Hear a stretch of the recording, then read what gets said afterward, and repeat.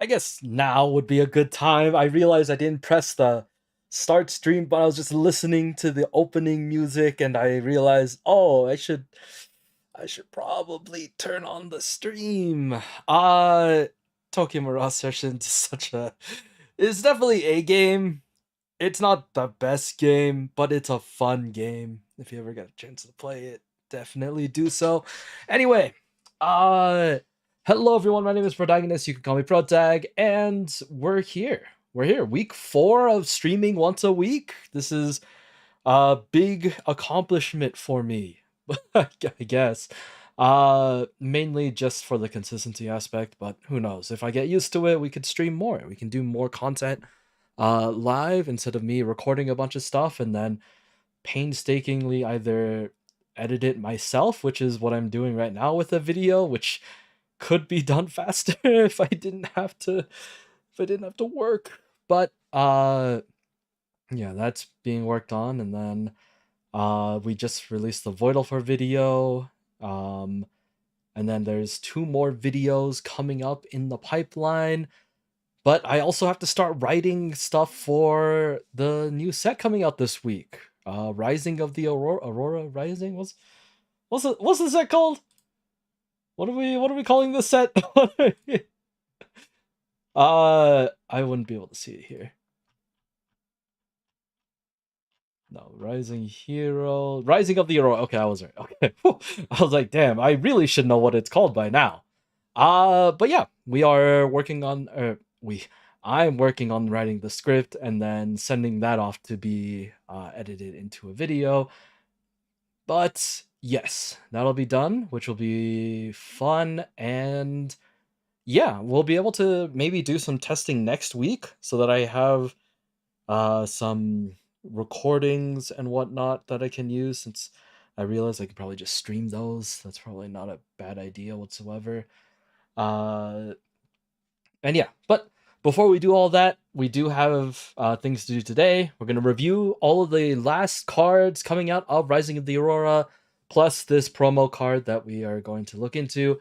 And then we're going to speed run the rest of the full arts. I'm going to stop showing the cards on screen like myself, I guess, and then instead just putting it up in post, because my god, does it take extra time, and then me talking about everything makes it a little bit harder for me to get under the time that I would like it to be, right? I'm trying to stream for at least like 2 hours, 2.5 ish. I don't want to go too long, or uh like unless I have like a really good reason, right? Like the only times I've streamed for long amounts of time is when we were doing like watch longs for the Galaxy Cup tournaments and stuff like that.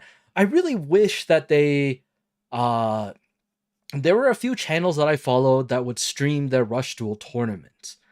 And I don't think they're doing that anymore, unfortunately, which does suck. But I wish that there were more aspects or more times that I can see that, because that would be really nice. That would be really cool things to watch. We could watch the dual opera, the Udius and Zuijo one. That might not be a terrible idea if we have time. I might push that to next week because I want to finish the tier list today. And talking about the dual opera is going to be at least 30 to 45 minutes. So yeah, we'll save the dual opera for then. We might even do a whole stream where we watch the dual operas, but I hate the fact that they become unlisted or they remove them after a period of time. If I knew that they were going to do that, I would have recorded them instead of just leaving them and just assuming that they weren't going to do that. Because, oh my god, why would they do something like that? I mean, I think it's because of like contracts and stuff. Like, this isn't an episode. They're not really getting paid for all of that, which I get. But, oh, it's so unfortunate. It's so unfortunate that that's the case.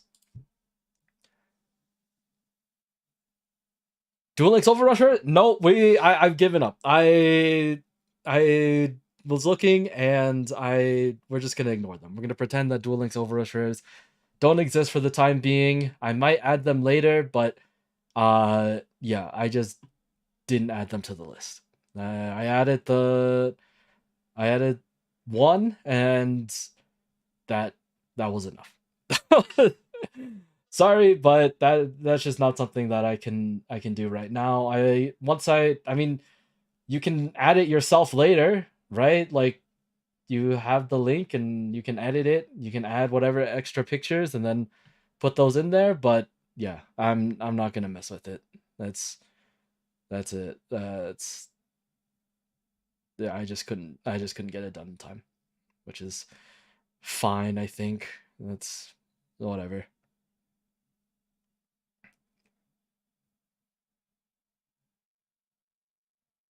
Trying to monster reborn me to forget the dueling so that's fine. We're all cards waiting to be opened. Honestly, true. We gotta find the people are gonna open us up and discard us if they don't think we have worth. But someone out there will find you and know that you have worth. That's some philosophical stuff. All right.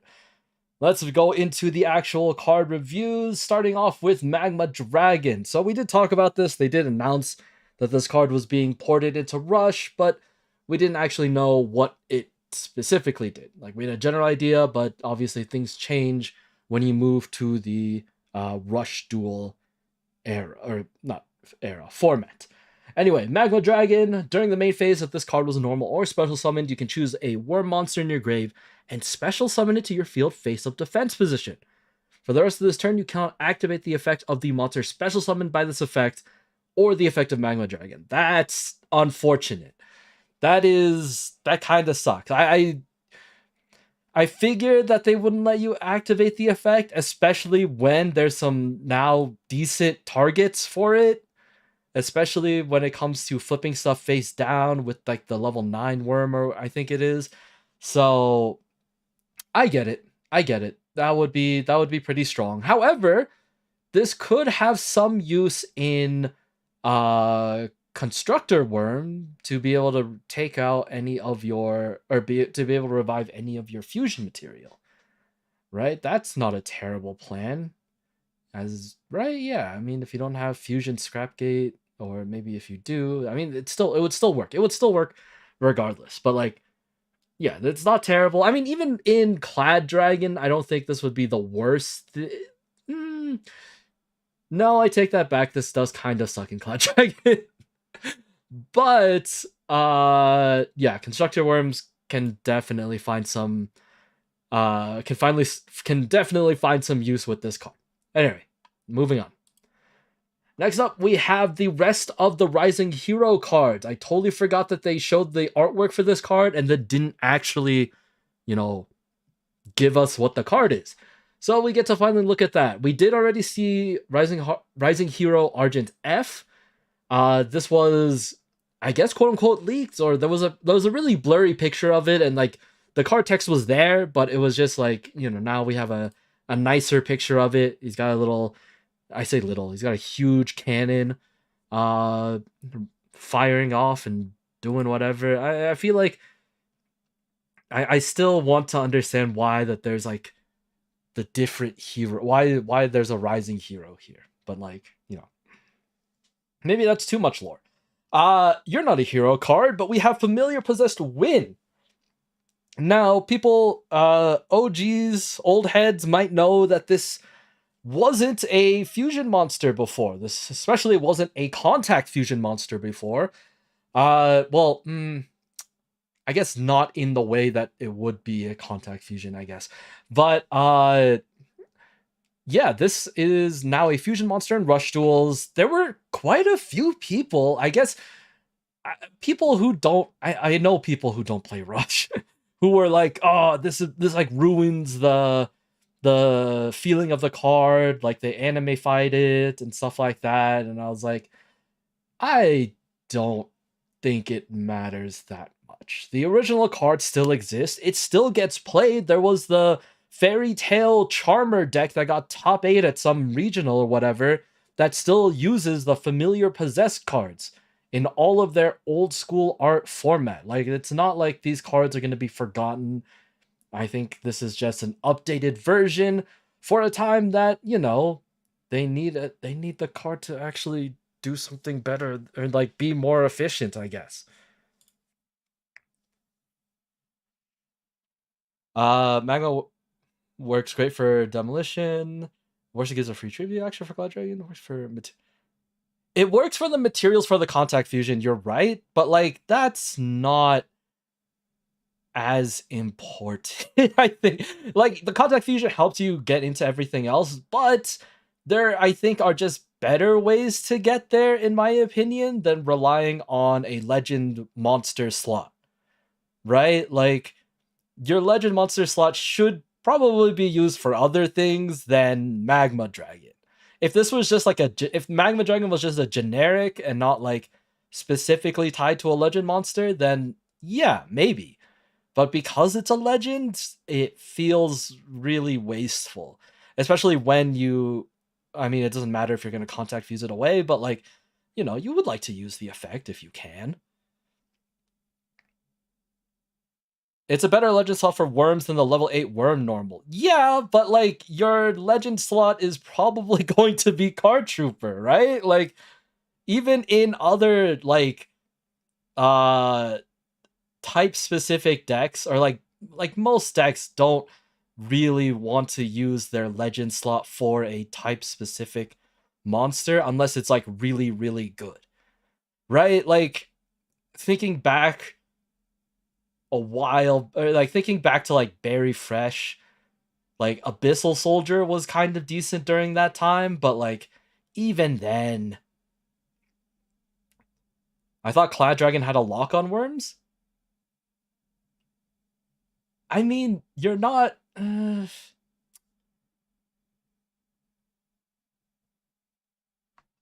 hold on.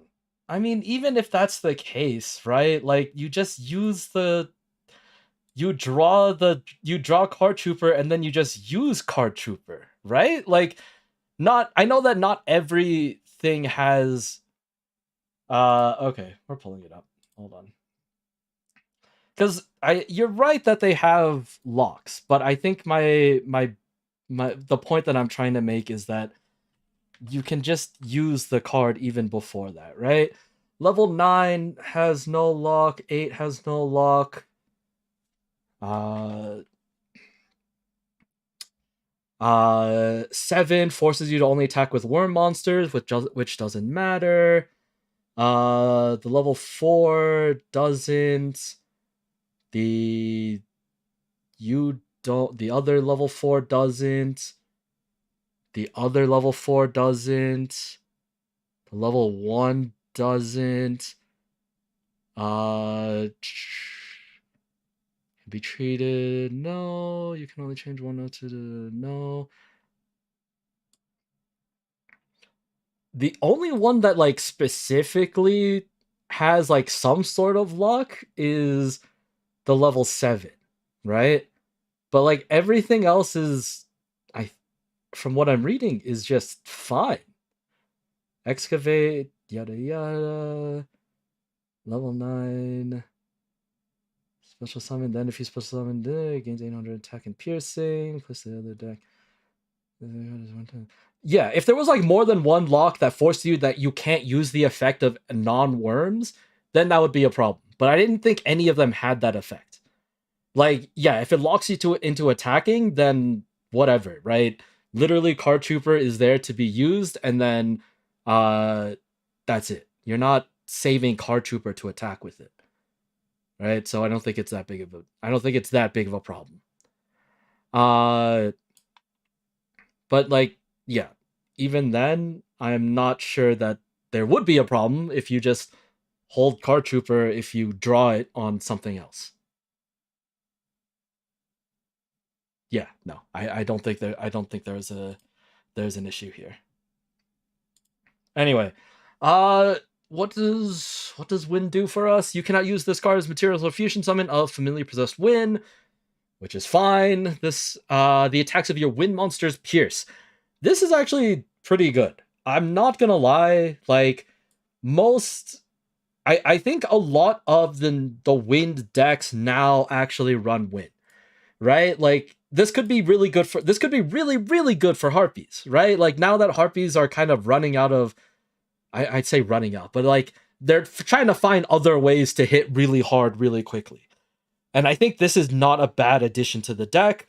especially when it allows them to, uh, pierce through defense and like just give them other ways to break through. Right now that 3-2-1 is gone, or 3-2-1, 1-2-3 is gone. Like, I think this will definitely help when it comes to just beating out a set 3 pass, because I think that was a little difficult, but I think that now they have like other tools to get through it. But this isn't terrible. I don't think this is the worst thing that they could have. What else could be good here? I mean, I think just any deck that can find a place for win, any win deck that can find a place for win, I think is fine, right? Like, honestly, if they do it all for all the other elements as well, like, this is just a fine splashable little thing that isn't going to like, bust up your deck. I think that's fine.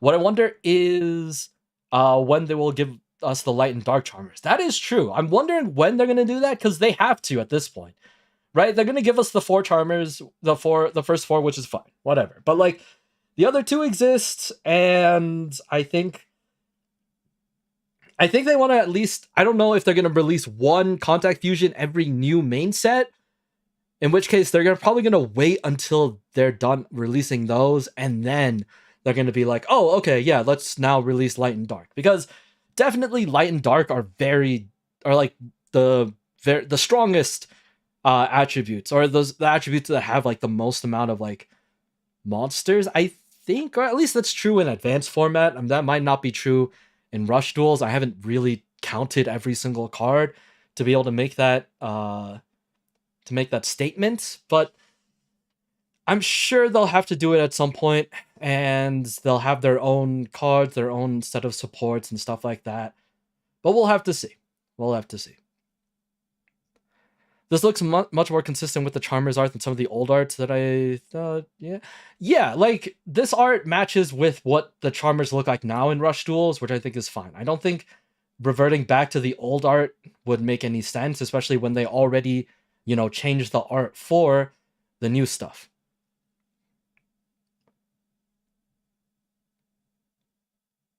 Hey, with Rising showing up. Wait, what is this? Hey, with the Rising showing up in now, should you wait on doing the cards now? It's less than a week away. I thought all the cards were released for the set, right? Are you talking about and like, doesn't it come out this week? Because I don't think it comes out next week. You're making me second guess myself. I'm pretty sure every single card is out. Oh, for the tier list? No, I'm trying to get it done before the set comes out, so I don't have to think about it, and then we can just do it all. I can just I can update the list afterwards. I made this tier list specifically with the end goal of getting this done before Rising of the Aurora comes out.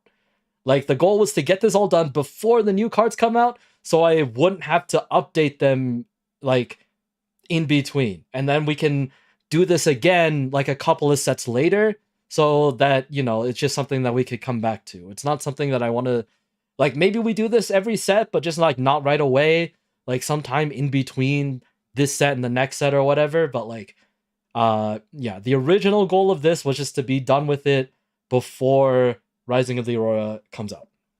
So that's the plan. That's what we're hoping for. Anyway, next card, Rising Search. Send 1 Light Warrior monster with 1000 defense from the hand to the graveyard to draw 2 cards for the rest of this turn. You cannot attack with monsters except for Light Warrior monsters. This is fine. This is I mean, you cannot go wrong with a draw spell. I think this is just a really good card. Sending stuff to the graveyard is totally fine. Drawing 2 cards is really good. So, honestly, all benefits. I don't think there's a problem. Like, the lock doesn't matter. You're not really playing anything else in a Rising Hero deck except for Rising Hero cards now, right? Like, I think you would you used to be able to mix and match with the other hero stuff, but no, it doesn't matter anymore. It doesn't matter anymore. It's fine. They want this to be its own separate thing. And yeah, last card in this page is Rising Protect. Place one card from the hand to the bottom of the deck. Choose up to one level 3 light warrior with 1000 defense, and up to one rising equip in your graveyard and add them to your hand. Then you can choose one face-up monster in your field. If you chose, that monster cannot be destroyed by effects for the rest of the turn. Is this worth adding? Placing one card from your hand onto the bottom of the deck is pseudo banish. Choose up to one level 3 light warrior and up to one rising equip and add them to your hand. Rising equip's the spell card or the trap card, right? Then you can choose one face-up monster in your field and cannot be destroyed by the rest of the. I don't know. I don't like how this card reads. It feels more negative than, like, the negatives outweigh the benefits. I think, like, giving a monster protection is fine. That's not terrible, but it's only for the rest of the turn, and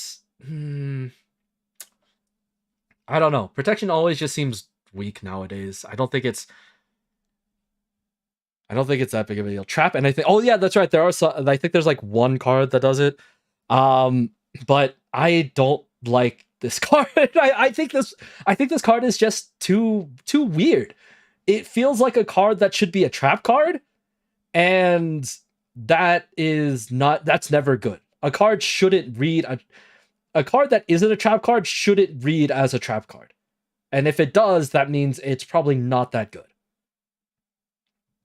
Because you're doing this, like, you're almost forced to do this early, because if you do this too late, then, like, you get a warrior, and then you get rising equip, and then what, right? Like, you have to already have a monster on your field, and if you don't, then, like, this sucks to draw first. So you're hoping to never really run into this card until, like, later on in your duel. Okay. I don't like this card. If it becomes some sort of, like, god necessary, like, 3 of, then sure. But I really doubt it. But I just don't like this card. I think that this just doesn't make sense to me. Okay. Hold on. We have a Japanese comment. Gomen, watashi wa nihongo janai. Shit, that's not right. That's not right.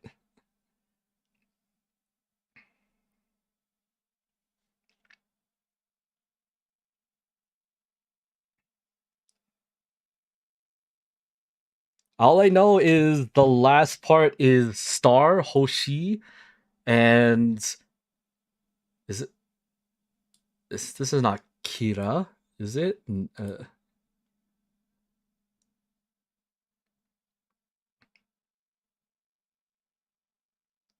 All the Sparkman fusions and Prisma. But, like, is that worth it in this? I mean, I guess I don't know what the full deck is gonna look like. Because, like, you're right that they could add Sparkman and stuff like that, but, like, do you want to populate your deck with... maybe. Like, Prisma can definitely be an add here for sure, since you're dealing with fusions. But once again, like, even if Prisma's an option, you can still run Card Trooper, right? Like, the efficiency of Card Trooper is still unmatched when it comes to most decks. Like, we gotta, like, even in fusion decks, like, I think there was a topping Sky Savior deck, or maybe not topping, but, like, it did okay, maybe bubbled, but, like, they ran Card Troopers still because they realized that even with like it wouldn't matter if you had Prisma if you don't get any of your if you don't get like your fusion spells, right? And you would rather have ways to get your fusion spells than have fusion material with no spell. Is I think the logic behind it, right? Like if you mill your fusion spell, that's great. You can get it back with something else. If you draw your fusion spell, that's even better. You can use it right away. But with Prisma, you name change and pray that you have the fusion spell with you.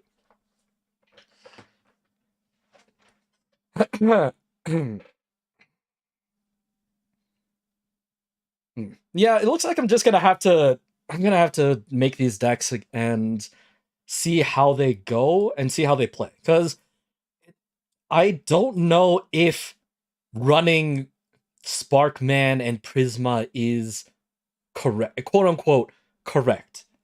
Right? I feel like they have enough cards now where they can probably play without running any hero monsters, but there's definitely a possibility where they do in the if they need something else in the future. Okay. Just letting you know, YG organization translation, Wikipedia translation of Worker Warrior Multitasking Manager is different. No, why would they do that? That's the next card. Oh shit. Okay.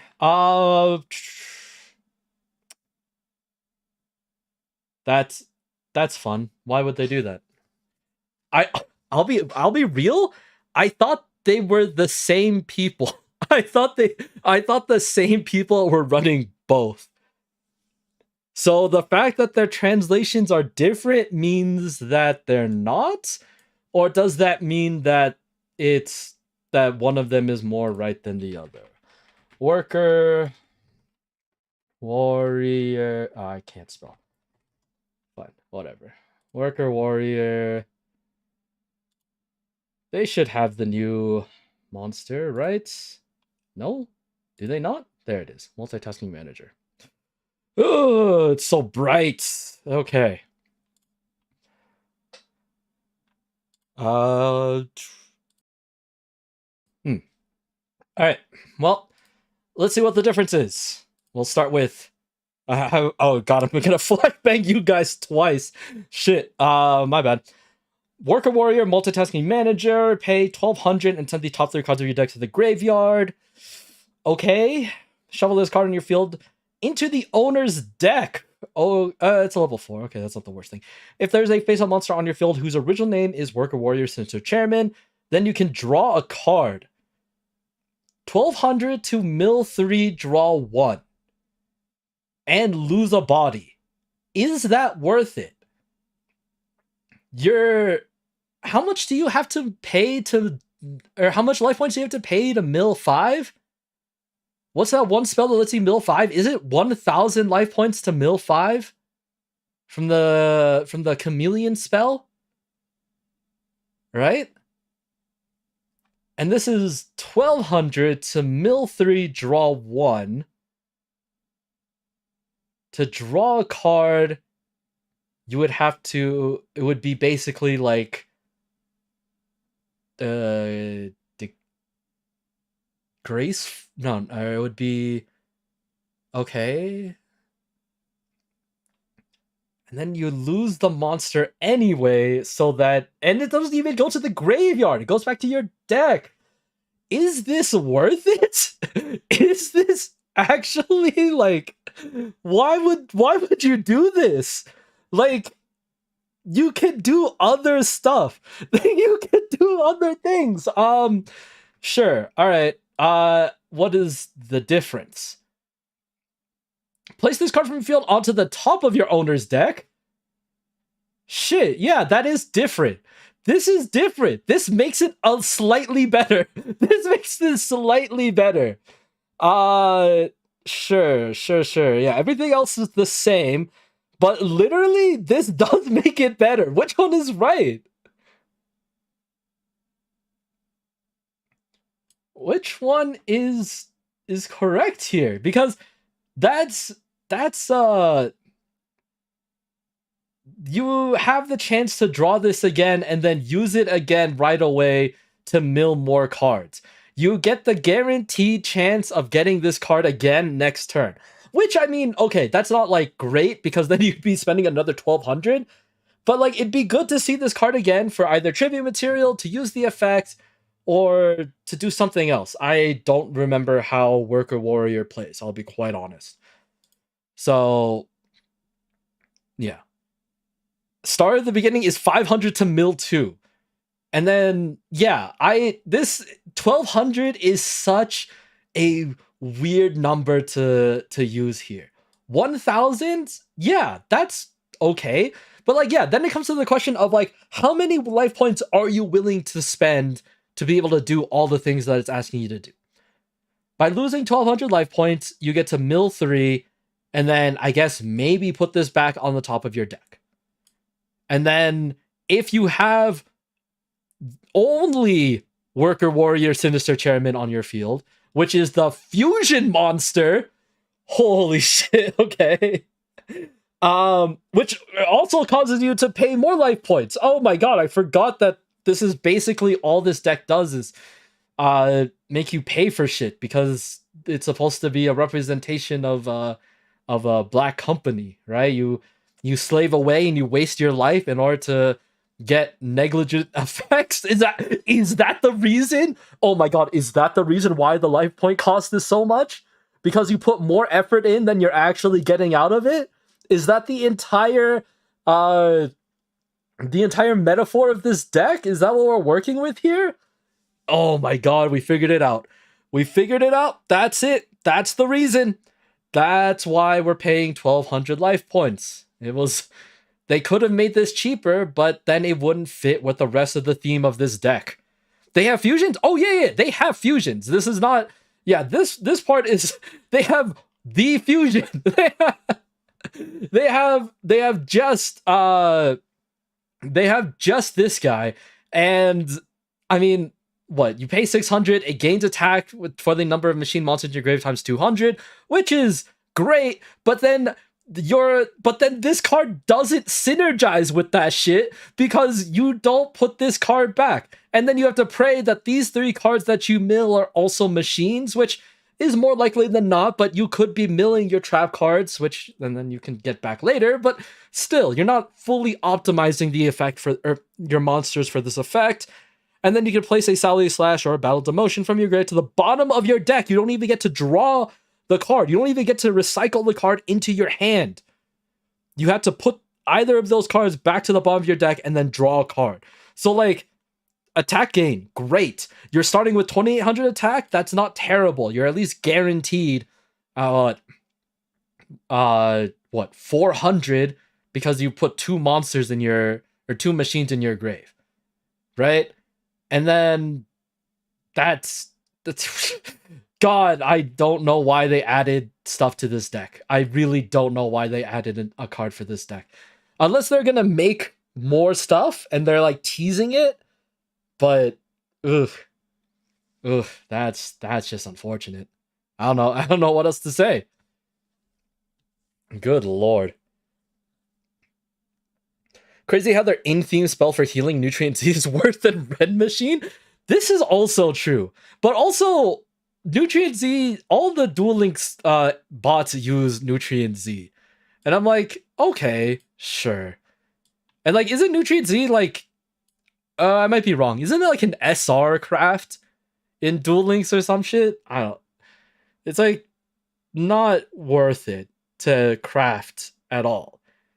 The deck was from a meme duel being fair, sure, but I think the concept of like overworked machines is a really cool idea, right? Like, this is definitely something that could have been a really fun deck, but it costs too much to make it worth. There has to be a better recovery spell. I think there needs to be some way to implement a recovery spell that would make it all worth it. But I don't know what that would be. I lied. If they make a spell where you quit, right? It's called like, I quit, or like, something like that. you regain all the life points you lost this turn, and for a cost, you have to like send 5 machines back into your deck or some shit like that. Right? That could be worth it. That might actually be worth it. Who knows? But yeah, it feels weird. It feels weird that this is that this got added randomly, cuz like it would be pack filler if there wasn't already an existing deck for it. But then again, I don't think anything is like truly quote unquote pack filler, because everything eventually becomes a deck in the future. Right? I think that would be a fun thing for me to look into and be like, what cards haven't become full decks, right? Cards that aren't staples or things like that. What cards exist just as one-ofs with no other like, tying theme to some other deck? Because I feel like the list can't be that long at this point, right? I think the main one, or like one that I can think of for sure, is the Medusa one. I don't think that one has a specific deck that goes with it, but I'm sure there are other cards too. Maybe that's a video idea. Who knows? All right, moving on. Your foe's chances are increasingly vanishing. So we finally got the remaining Light Galaxy monsters that haven't been released, thanks to the very cool, I already watched it because it was that good, the very cool dual opera that they released for this set release promotion cycle. So yeah, this was really cool. I'm really glad that they still do dual operas where they get the voice actors to come in and just do their duels. I think it's really cool. And something about 3,000 years of knowing each other and finally embracing their emotions and like feelings for each other. I follow a lot of shippers on my Twitter account, so that's probably where I got the idea. But I can't blame them. I mean, that's they they do a lot of stuff in the anime. All right, Vanishing, Solidius, yeah, Solidius. Sure, we'll say that for now. Send the top card of your deck to the graveyard. This card's name is treated as Vanishing Helical Riser, which is good until the end of the turn. Then you can choose one fusion or one field spell card in your graveyard and add to your hands. Also good. If you added a card, you cannot activate the effect of Vanishing Solidus for the rest of the turn. Good. Good card. Mill 1, name change into a useful name. Then you can get the fusion, and then you probably have something else to get your Galactical Oblivion, and then boom, you got your fusion monster. Good stuff. I like it. And then Vanishing Sopdet. This card's name is treated as Vanishing Helical Riser while in the graveyard. It's great. During the main phase of this card was normal or special summoned, choose one monster on your opponent's field and change its battle position. Then you can choose one spell or trap card on your opponent's field and destroy it. I kind of wish that this would change it to face down defense position. I get that changing its battle position is also really good regardless, but as we did see in the duel, like it does, like there are definitely cards that exist that don't get bounced, right? But I don't think it's that big of a deal. Not everything has bounce protection anyway, so whatever. But yeah, I mean, I think this is okay. It is 7, but you can cheat this out, I'm pretty sure. Like, I'm almost positive there's ways that you can cheat this out, so it doesn't really matter. But yeah, I think these are fine additions. This is definitely, once again, going into the idea that now the light, or like, at least like this deck wants you to turbo out your fusion monster as soon as possible. And I think that kind of goes in the same idea of when they did the which set was that? Overforce of the Abyss, right? That was that one too, where they were basically wanting to change, what your boss monster was for the deck, even though it was like, it could have been a better boss monster. But yeah. There's probably a lot of random Yuga cards. This is true. I mean, yeah, it'll be it'll be fun to go back and definitely see. Also, how close would themes need to be? I think it had I would have to see what my definition would be, right? Like right now the way that I think about it is can it be recovered or can it be added back to your hand thanks to any of these other like there's going to be a fine line. There's going to be a weird ruling on what counts as in theme or not. So yeah, I'll just have to see what the list is, like a draft, and then kind of pick things out depending on whether or not that really counts as being by itself or not.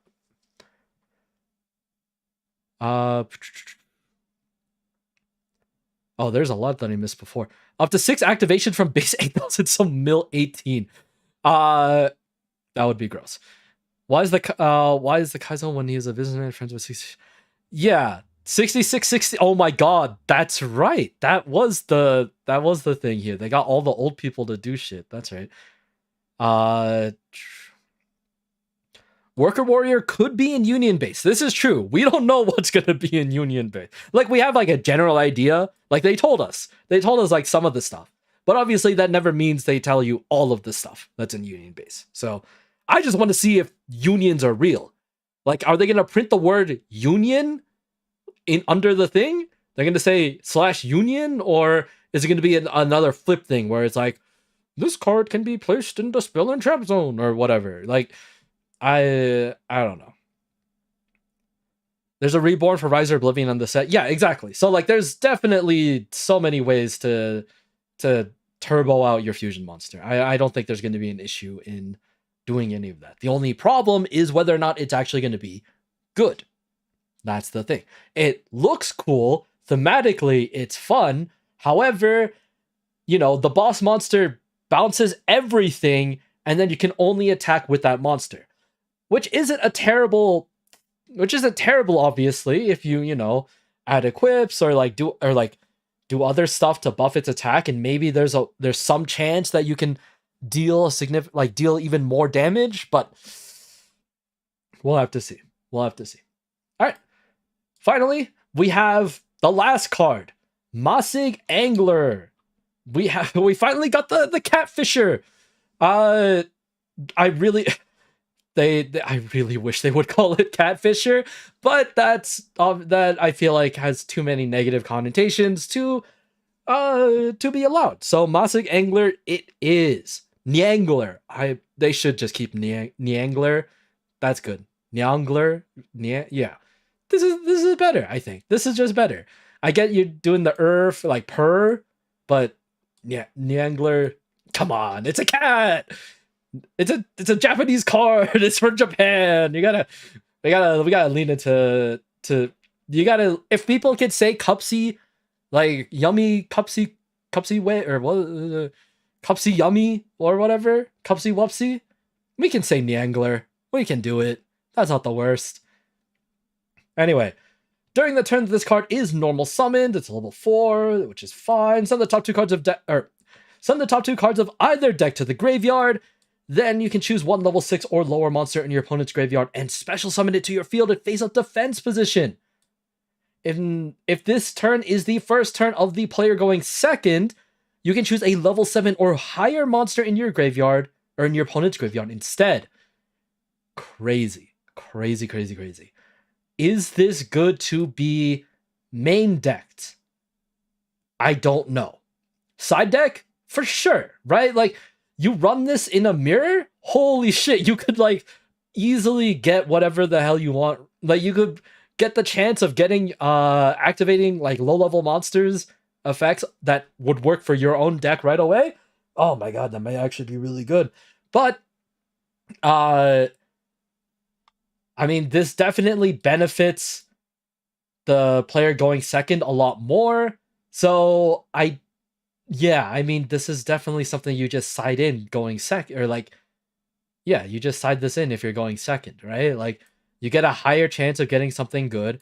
You have a chance of taking, like, the ideal situation is this. Your opponent, turn 1, right? They set up their board, they have their boss monster, and then whatever. Your turn, you destroy the boss monster somehow, activate Masig Angler, get their boss monster, and then, oops, I have a big guy on the field. How did this happen? And then you can just play out the rest of your game. I think this is a fun card. I actually think this is like a nice little card to have.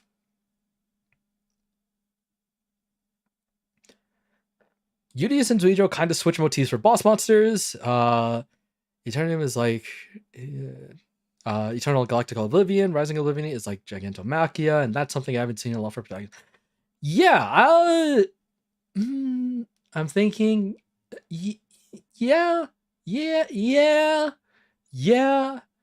Generally, I have to agree with you. I think they definitely, because, I mean, no, it's not even because they both use galaxy monsters, right? Because we've seen a lot of combinations in the anime where they combine together. Chaos, like the whole Chaos Oblivion exists and stuff like that, right? There's a lot of cards that they use that just work together really well. And like a lot of the protag rival cards, like they do have that synergy anyway, right? Like that definitely exists. But I don't think to the same extent that you're talking about. That's definitely true.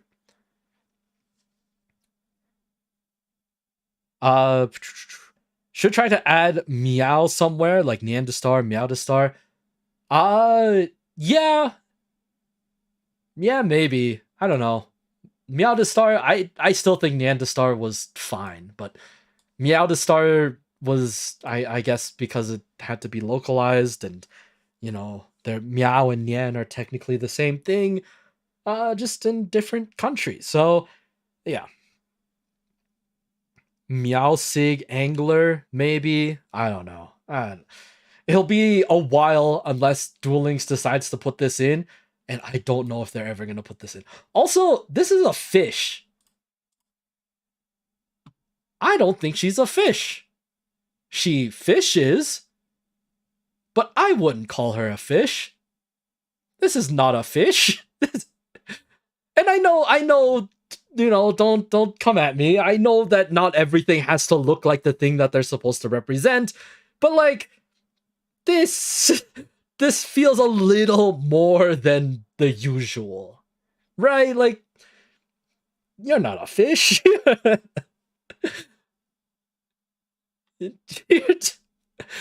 Okay. All right. Anyway, that is all of the cards. We have finally gone through all of Rising of the Aurora. So all we have to do is wait for the release, and I'll be next week. We'll do some testing. Well, I'll have all the decks that I want to use queued up, and then we'll just play some duels, I guess. We'll go over any news that comes out, because there's no way, we're gonna check right now, that they added anything new. Okay, good. They didn't add anything new. We're good. We're good. All right. Moving on. Well, now we are back here. Let's go and let's get these done. Tier list time. I just realized I don't have music up. Holy shit.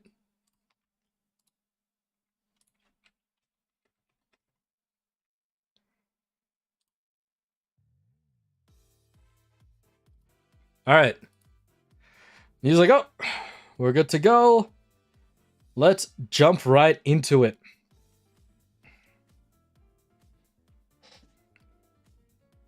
I say jump right into it, but I have to...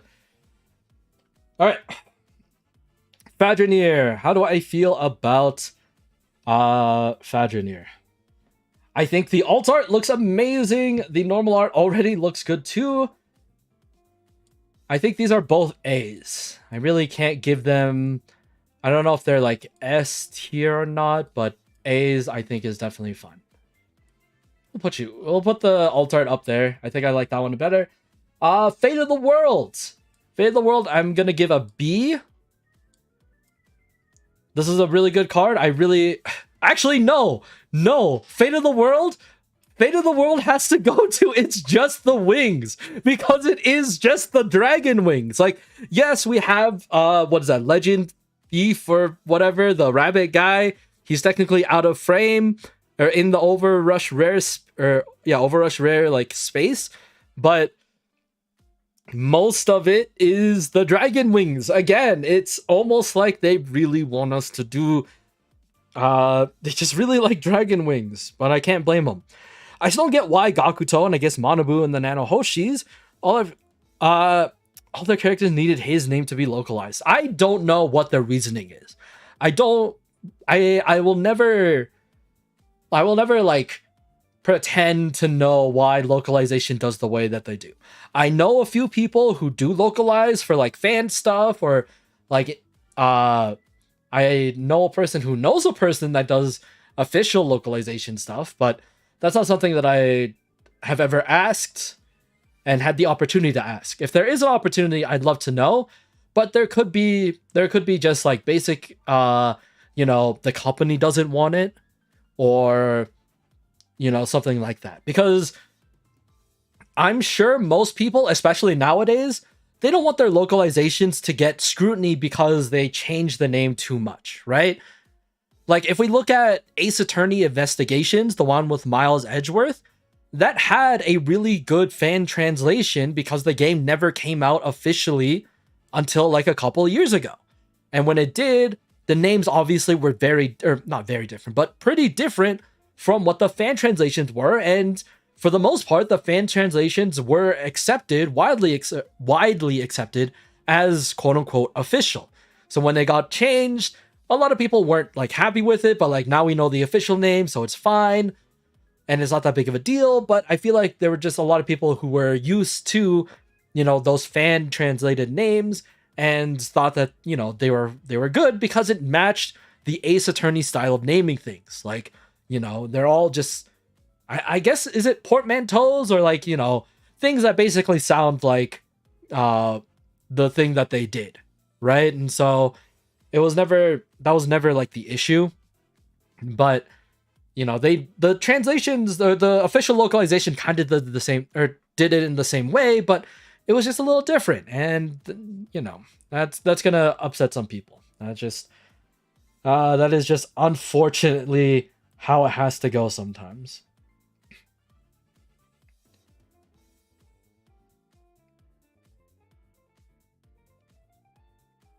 All right. Sorry, I need to drink some water.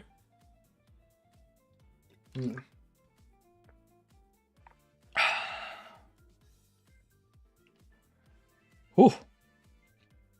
I didn't drink water that entire hour, and I regret it. I immediately regret not drinking water before I moved on to this, because now I can feel my throat like drying up a little bit, and it sucks. It sucks.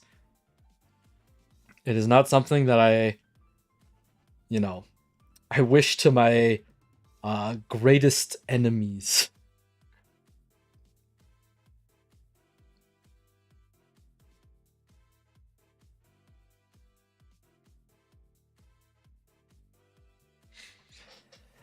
All right. Now we're up onto Finalize Phoenix. Finalize Phoenix. It's just the wings. Once again, it's not a dragon, but just a giant bird. 5 God Dragon. Holy shit, we made it to row 3 of It's Just the Wings.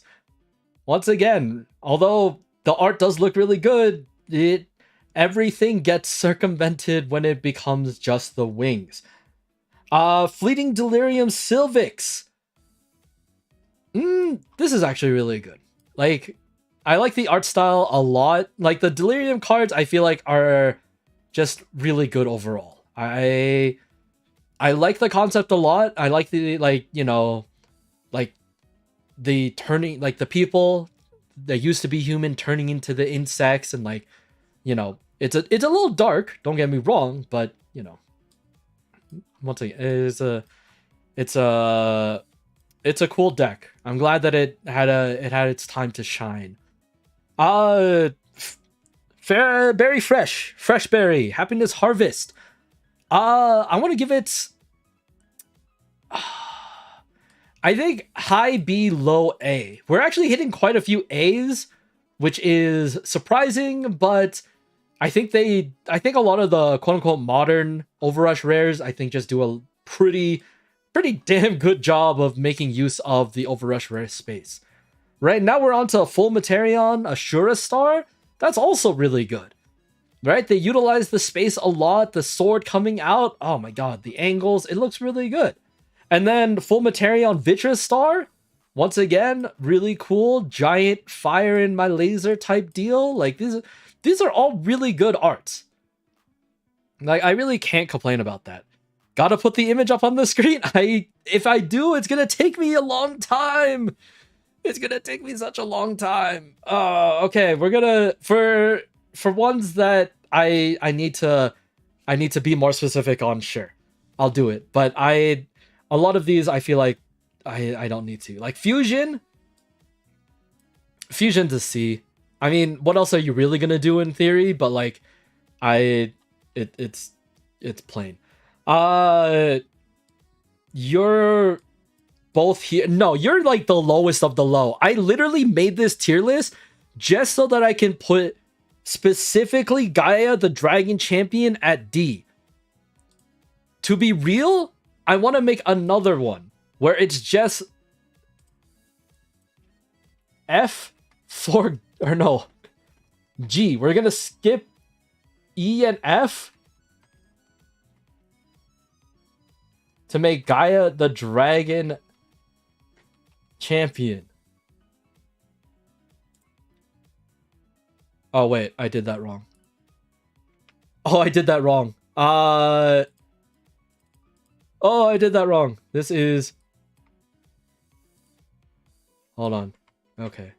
I'm gonna copy this. This is D. Now we're good. I'm gonna put this here. Now, we're gonna change it.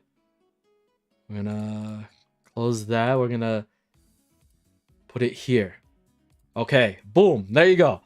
Yeah, I made this tier list because this, I think, in my opinion, is one of, if not the worst Overrush rare. This card makes no sense being made as a okay, this one. This does warrant a zoom in. This is the shittiest Overrush rare ever. If I got this as an Overrush rare, I would cry. I cannot believe this exists. It already is in a shit tier because it's just the wings, but it's also in a shit tier because what the hell is this? Why would it just be plain ass background, foil? Like, okay, the foiling is from the Overrush rare foiling, but like, this is it. Actually the worst. It's actually just the worst. I hate it. I hate it so much. It's so dumb. Cannot believe that they were like, let's give this an Overrush rare and then just put the wings on the side. I could just stick it in, it's just the wings, but it's even worse because it's shit. It's just so bad. It's so bad. It's actually garbage. Okay. Cool. Moving on. Gygust. I have to go back to my page. Gygust is a D. It doesn't really do anything outside the page. It really just sits in there. I actually cannot believe that it just sits in there. Let me... I don't want to have to do it because it's gonna take so... It's gonna take me... it's gonna take me time. I think that's the only issue that I have because I'm on a time crunch. Gygust. Literally nothing. If it had wings, it would be in the wings. But because it doesn't have wings, it's lower than that. The tip of your shoe, cool. That's it. Your hair, I mean, cool. That's it. Nothing great. Gygust Velger, C tier. If I'm being honest, it's not. It could be D tier. It honestly could be high D tier as well. But like, at least the angle of the sword comes out, which is cool. But like, I feel like that's really it. Once again, like, you know, this cool like feather motif thing, you don't really notice it much. I think it's like a cape on Gygust Velger, and it's like on the skirt for Sulfuruda and stuff like that. Like, this is cool. They could have done a little bit more with that, but Yeah, I have to give this like a high C.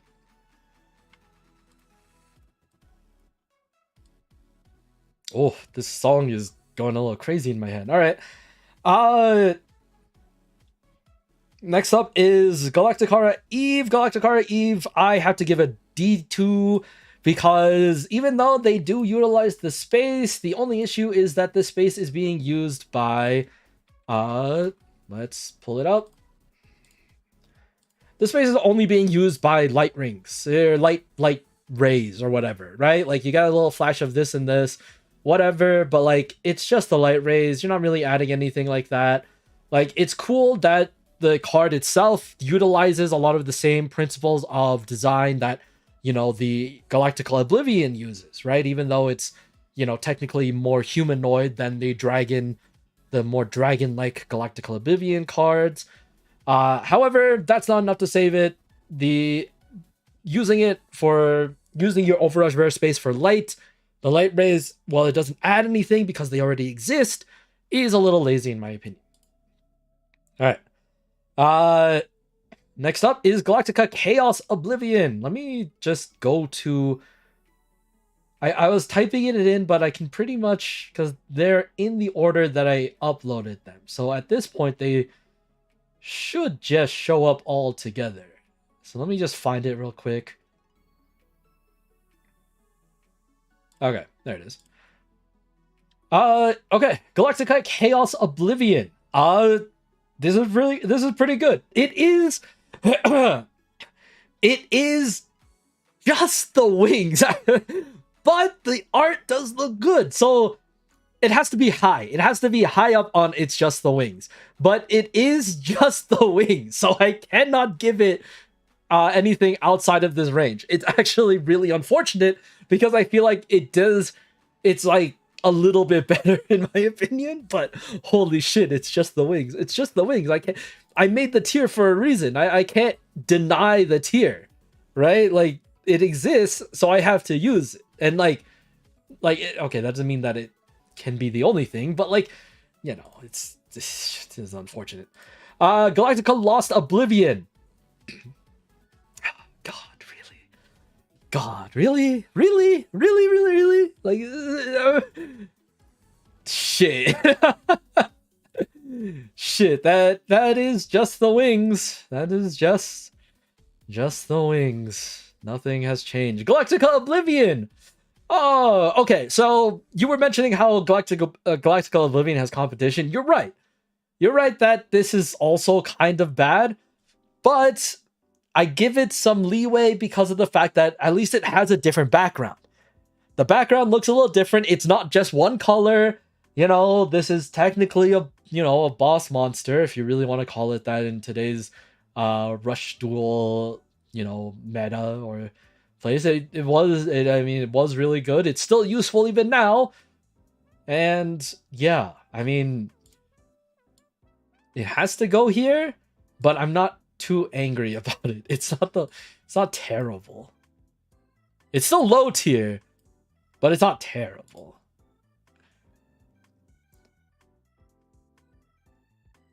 Base Oblivion is worse. That is subjective. I can't rate anything lower than this. I can't rate anything lower than Gaia the Dragon Champion. But there are some close ones. I agree. Definitely Galactical Oblivion is up there, but I'll give it some slack because it was technically, new-ish, or actually I can't give it that much slack. It was a freaking Go Rush era. Yeah, no, never mind. I lied. No slack. Okay. What's next? Is that Gear Town? No, Gear Section. I was like, that can't be right.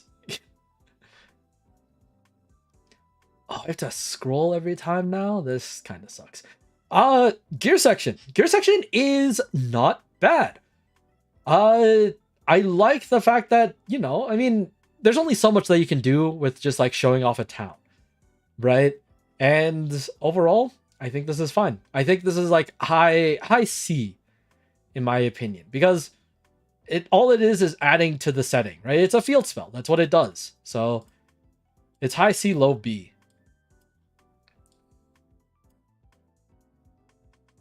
Yeah, because I can't really give it B without like justifying a reason why, you know, some of these other cards are still stuck in C.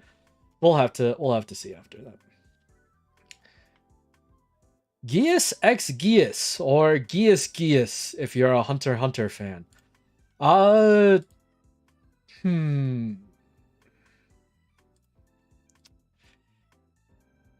How do I feel? How do I feel, gang? How do I feel? What's in the Overrush rare space? An arm? A leg? Sure. I'm sorry. Are those wings? Is that a wing? This is like, I can't put can I justify putting this in it's just the wings when it's clearly not just the wings? There is a little bit more going on here, but it's not just the wings. And like, there are some cards that are not just the wings that I put in here, right? Maybe not. Yeah, this one has like part of their neck coming out, so maybe not. We'll put one in each. Because I'll be real, not that different. Not that different in the alt art.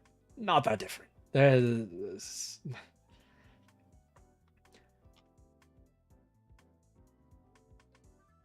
Okay. After that, we have Glacies, the Snowmeister of Sacred Splendor.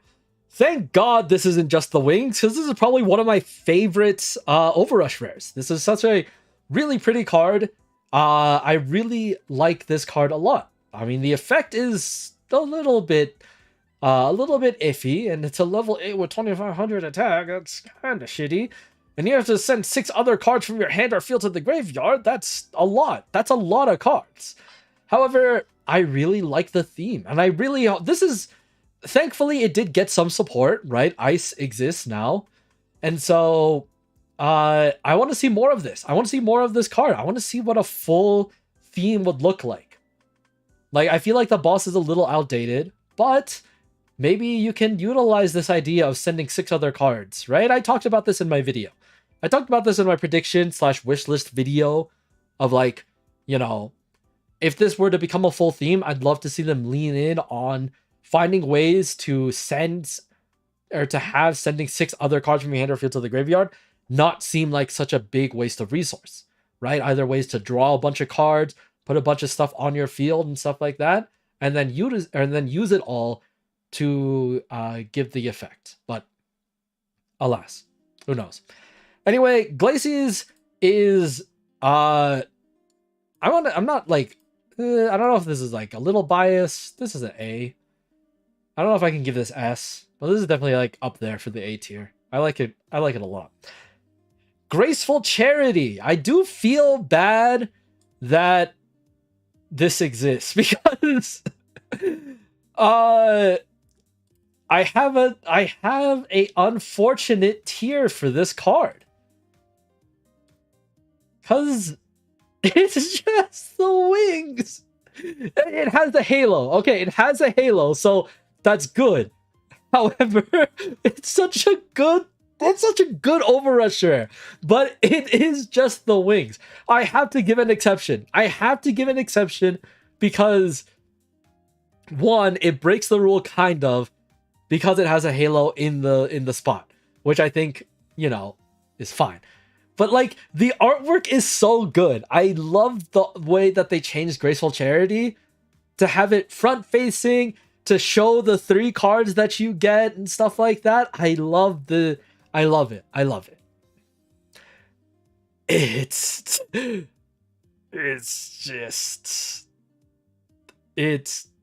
just, yeah, I can't put it in as just the wings. I can't. It's too good to be put in it's just the wings. It's just the wings is a shit tier for shit cards that use just the wings in their Overrush rare space. But like, it looks really good. This is my tier list. I don't care anymore. I get to decide. This is like A tier. I don't know. I can't give it an S, but this is an A. Grand Legend Magician. Ooh, that's tough.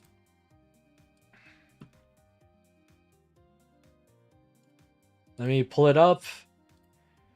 Grand Legend Magician, I think, is kind of plain. Utilizing the Overrush for space it's not great. It does not do that a lot. Whatever this is, it's like a feather, right? It's a feather in the hat, and then the rest of the staff. I mean, fine. Whatever, it has the little effects, cool. However, my God, it is kind of boring. It is kind of boring. D tier. Oh, we're hitting all the Grand Legends. Oh boy, oh boy. All right. Let's keep going. Grand Legend Priest. What do you use in your Overrush rare space? Hair, dress, light. At least you're not as bad.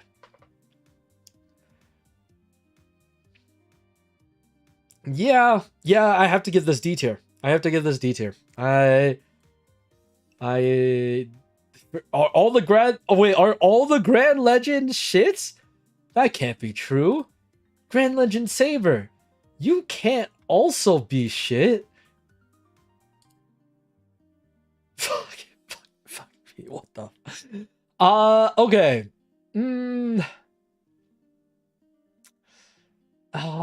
Yeah, no, it's bad. It's bad. I'm sorry. All the Grand Legends are terrible. What the hell happened here? What actually just happened? Wow, that's unfortunate. Like, these are supposed to be like some of the best cards in the deck. Well, now that they have, like, you know, ritual monsters is a little different, but like, you know, these are their level 7s. These are their supposed high levels. Why are they so bad? All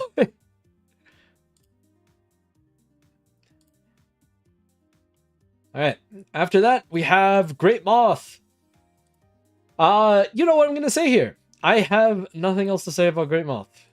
It's just the wings. It's just the damn wings. However, after Great Moth, we hit the H with Handy Lady. Handy Lady, this is their new Overrush rare that they got a couple of sets ago. And honestly, friggin', it's good. It's really good. I really don't know what to say. I can see why this was like such a chase card for a lot of people and like a really hard card to get overall. I think this is a really cool way to reimagine what Handy Lady is doing, right? It adds more to her lore of like she's like a jack of all trades person, like a handyman, not like a, yeah, kind of like a handyman. During the day, and then they become like thieves at night or whatever. Like I like the concept a lot. This is really good. Yeah. Honestly, I think S. As this would be our second non-rush or non-port, non-level 9 premium black version Overrush rare. Or in the S tier, at least. Yeah, that's what I mean by second. Like, if it's not, you know, a port, or if it's not a premium black version, then yeah, that's our second one. All right, next up is 100 Divine Dragon. That's an interesting one. Let's see what 100 Divine Dragon has for us.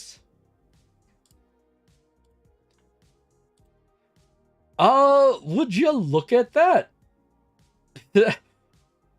It's not okay. It's yeah, no, it is just the wings. Wings plus tail is not doing it for me. That's not enough to make me feel terrible about it. You go in here. Sucks to suck. I'm sorry. All right, next up is Handy Partners. Why is that not in order? Is that doesn't make sense. Handy Partners looks cool, but everything fits in frame. Honestly, none of this extra stuff really matters too much. The little grappling hook whip things is a really cool idea. I love the gadgetry. However, you can already see this in the frame. It's not anything that would be too surprising in here. This one's a D tier as well, which is kind of unfortunate.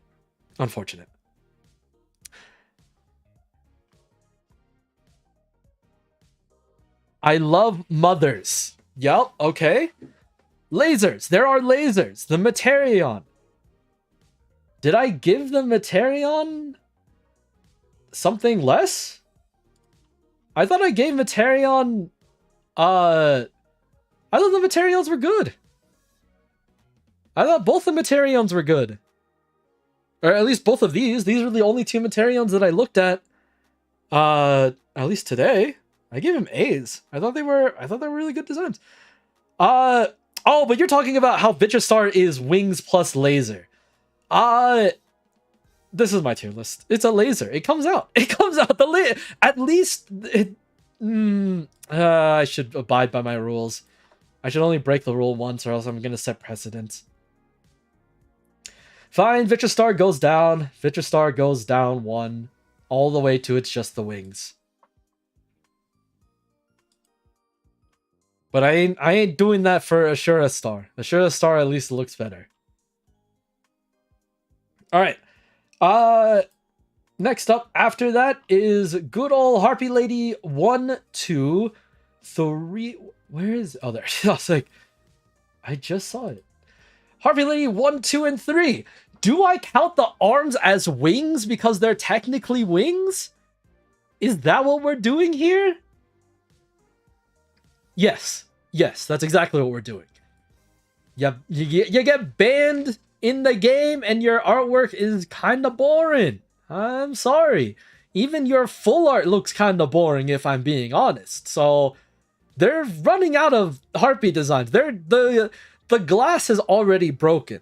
You know, they gotta figure it out. After that is Harpy Lady Pet Master. Harpy Lady Pet Master looks really good. I'll be quite honest. They did a really good job here. The whip looks nice.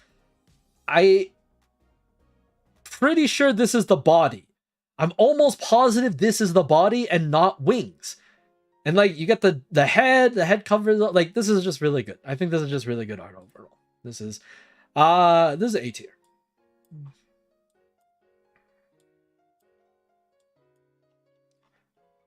Okay, next up is the Harpy Lady Sisters. The Maximum Monster. The Maximum Monster goes into it's just the wings solely because of the fact that everything that overlaps is literally just their wings. Like the whip kind of goes up, but that doesn't matter. It's just the wings. This is more of just a funny one if I'm being quite honest with you. That's a really fun addition to the tier. Can't really say anything about that. Yeah, Vitrastar is the laser in the wings. Yeah, I figured that's what you're talking about. So, yeah, Vitrastar gets moved. I have to abide by my rules. I can't break it more than once, or else what's the point of having rules? All right. After Harpy Lady Maxwell Monster is Harpy Lady's sister Triangle Beauty. Holy shit, it is just the wings. Honestly, I like this artwork more than Harpy Lady 1, 2, and 3. When this came out in the structure deck, I was like, damn, you know what? I like this a lot. I thought this was gonna be like the boss monster. I didn't expect 1, 2, and 3 to overtake it as being, the best card in the deck. I thought this card was really good, right? Like, fusion, like, this is a pretty good fusion summon. It can't be destroyed. Becomes Harpy Lady Sisters while on the field, so it gets those benefits and stuff like that. And like, sure, cannot be used as material for a fusion summon. Really only applies for like certain decks, but it's not like, I don't know. It's not that big of a deal. I thought this was just a really good card overall. But now, this is still a really good card, in my opinion. I like it a lot. Let's see. But unfortunately, as you can probably guess, it's just the wings. So can't really go that high, can you? All right. I feel like we're going faster, but I honestly cannot tell.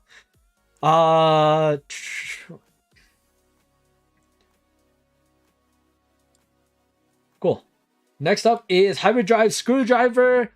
These aren't technically wings, so I can't put it in the tier, but it's probably just a low C for me. It's not terrible. it utilizes the space pretty well because it is nice to see this giant ass piercing drill. I feel like that does help. Like, you get to see most of it, but to see the full thing helps kind of better shape what this guy looks like. So, yeah. This is probably just to see.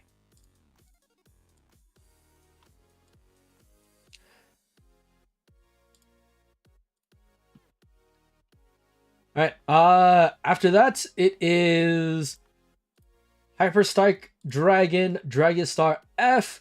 Wow, this is an easy one. It's just the wings. Damn, it's almost like if you're a dragon, you're probably going in the wing section. Can't even be faulted for that. Next up, Hyper Strike Dragon, Dragon Star IF.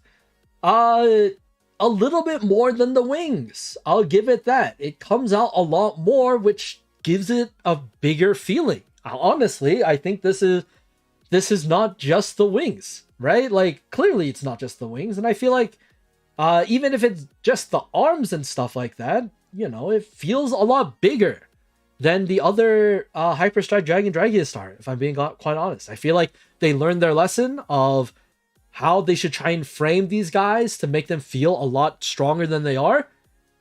And yeah, no, this is good.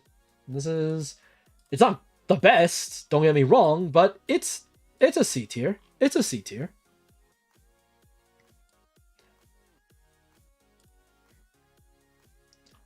All right, next up we have, where are we? We're here. We have I'll love Ange.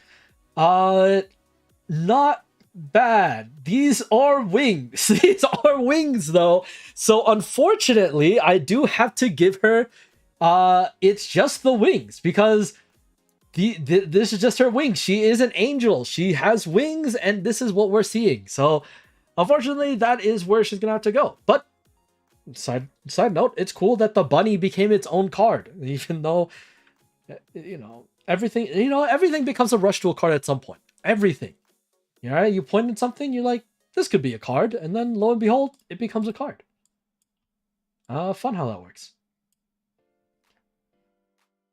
Oh, we're going through so many dragons, actually. Holy.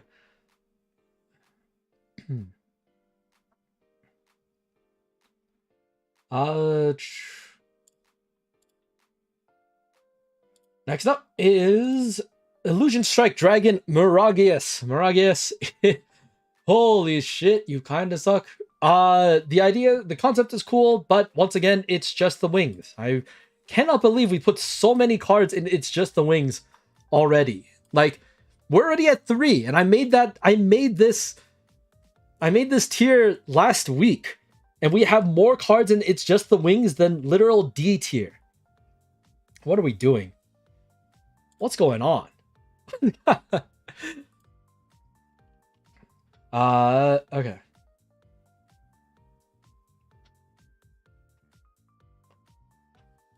Next up is, what is this? Imaginary Arc? Yeah. Imaginary Arc Turnover. Surprisingly enough, it's only a little bit of the wings that make it out. The rest of it is effects and stuff. It's not great. It's not great. I'll be honest. Like, I'm never a fan of when the overrush frame is being used just for, negligible stuff, right? Like, stuff that already exists in the card frame and then just comes out of it is whatever. It's not that great. But only a little bit of the wing comes out, so I'm gonna put it in D. It's like in almost to It's Just the Wings, but it is not just the wings, but it's worse than that. It's somehow worse than that, if you can believe it.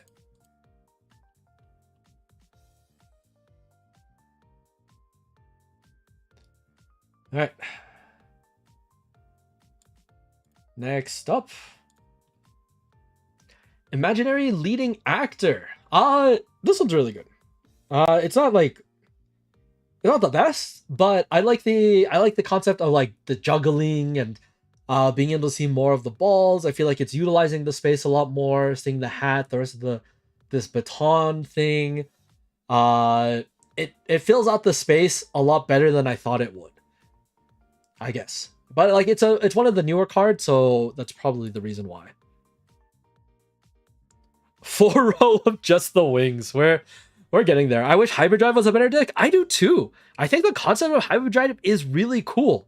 I would love to see it fleshed out a little bit more as like a standalone thing, but unfortunately Earth Machines kind of are gonna get like stuck together in a way, just because they do have some synergistic effects, and like, you know, there is, I mean, that's kind of why Hyperdrive kind of exists in the first place, but we don't really talk about that. I feel like they could make Hyperdrive into its own thing and have fun with it. It hasn't stopped them before, I guess.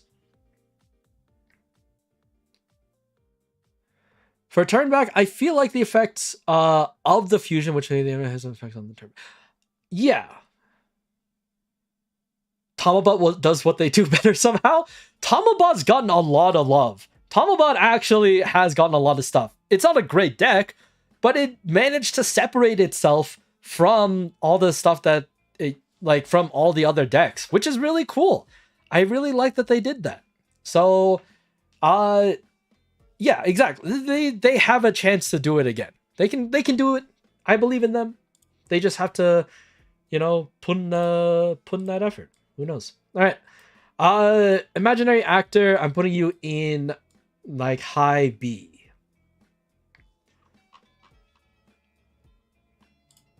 All right. After imaginary actor, we have Infinite Heavy Cavalry Bill Dragon. Oh god, these aren't wings, so I can't put it in it's just the wings, because the worms don't really have like, but like that's really it. That's really it that we're getting from this. You see everything in the frame already. The only thing that comes out are the little supporting segments and like the effects. It's not good. Inside it looks cool. Outside it doesn't utilize the Overrush rare space that well, which sucks. All right, next up is Injection Fairy Lily. Wow, I can't believe it's just the wings. They couldn't even be... Wait, hold on. They couldn't even be bothered to extend the background. I feel like if they extended the heart background, I wouldn't be as angry about this card.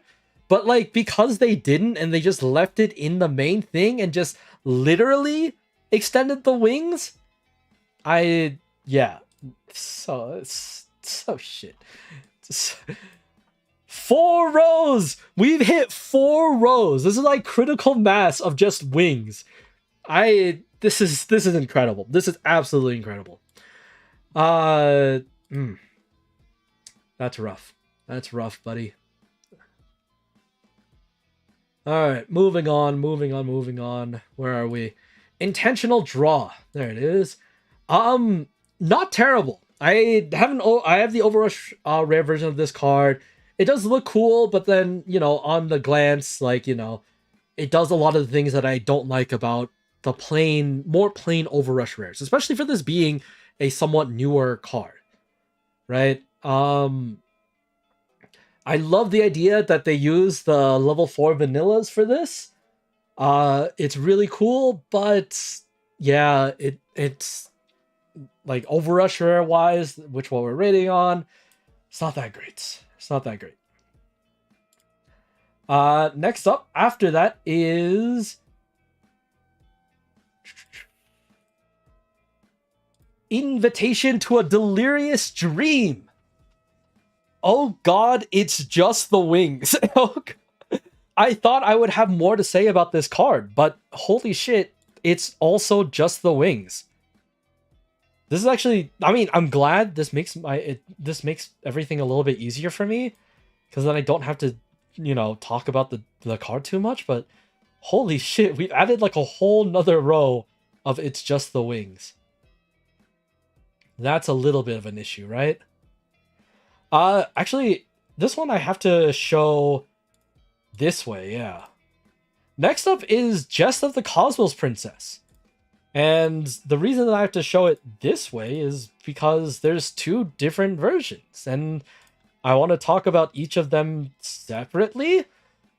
Just of the Cosmos Princess, the OG one on the left, uh, it's really good. Honestly, I love the concept of, just giant, like, celestial being messing with entire galaxies, flicking planets into each other, and, causing global extinction events.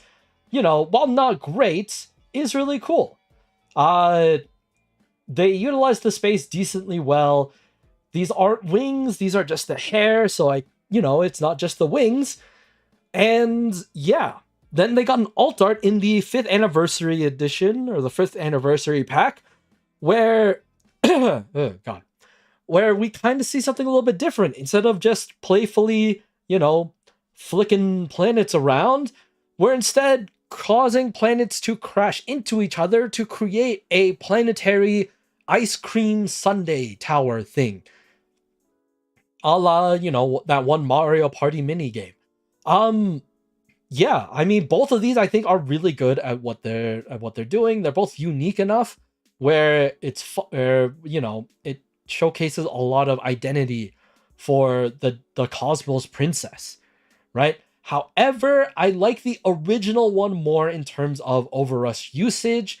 This one, the alt art does look really good, but the thing that hurts it the most is that all the major parts are still in frame, right? Like the planetary sundae is here. Like, sure, you get the effects of the falling planet, but you already knew that was kind of yeah. I feel a little bit hypocritical when I say that, but both of these are just gonna go in A. I think that's I think that's where they should go. I am tempted to put we'll do it like this. I like the OG one more. We'll put that one in A, but the alt art I'll put in low B or high B, in that borderline area. So there might be a chance that it comes back up. All right. How many do we have left? We're actually really close. I say that, but this is gonna take me like maybe another hour, so we'll see. We'll see. This might go a little bit longer. But we can kind of turbo through this one. Joint Tech, Stego Silos. This one's a D. This one's a D. I'm not a fan of it. Like, the little things that come out is a really cool concept, but yeah, that's all I can really say. It's pretty plain overall. Justiciar of the Dragon stream, we do have to talk about a little bit, because it's a staple and it looks pretty good in my opinion. So I have to now find it. Oh, I put in the wrong thing. Hold on. I put it in the wrong layer. I'm just gonna pop up all weird. I'm gonna hate it. Just to see of the Dragon stream. The things that are being used is the entirety of the dragon, right? This is the proverbial dragon stream that they're talking about. And I think it's fine. I think this is not D tier, maybe high C high C probably in my opinion, because like that's really it. Everything else kind of fits in here. You already know that this is the dragon, but being able to see the rest of the body is kind of cool. So they utilize the space pretty well for the Overrush rare, so I can't be too mad about that. And it's a dragon that doesn't have wings, so, it works. Alright, next up, we have Konpon Cha-Cha. I honestly thought this card would be better than what it is, but surprisingly, it's not that good. But in terms of Overrush rare, I feel like it does utilize the full space, or at least most of the space, compared to a lot of the Overrush rares. So, you got to give it points for that. However, like I've talked about before, a lot of it is already fitting in frame. But, it does add a little bit of extra stuff on the sides to give it a bit more of a reason for it to be an Overrush rare. So this is probably going to go in probably high C as well. I'm being honest. We're what, 5, almost 6 rows of high C? Yeah. Some stuff might be floating into B soon at this point. Like, I could do this and be okay with it.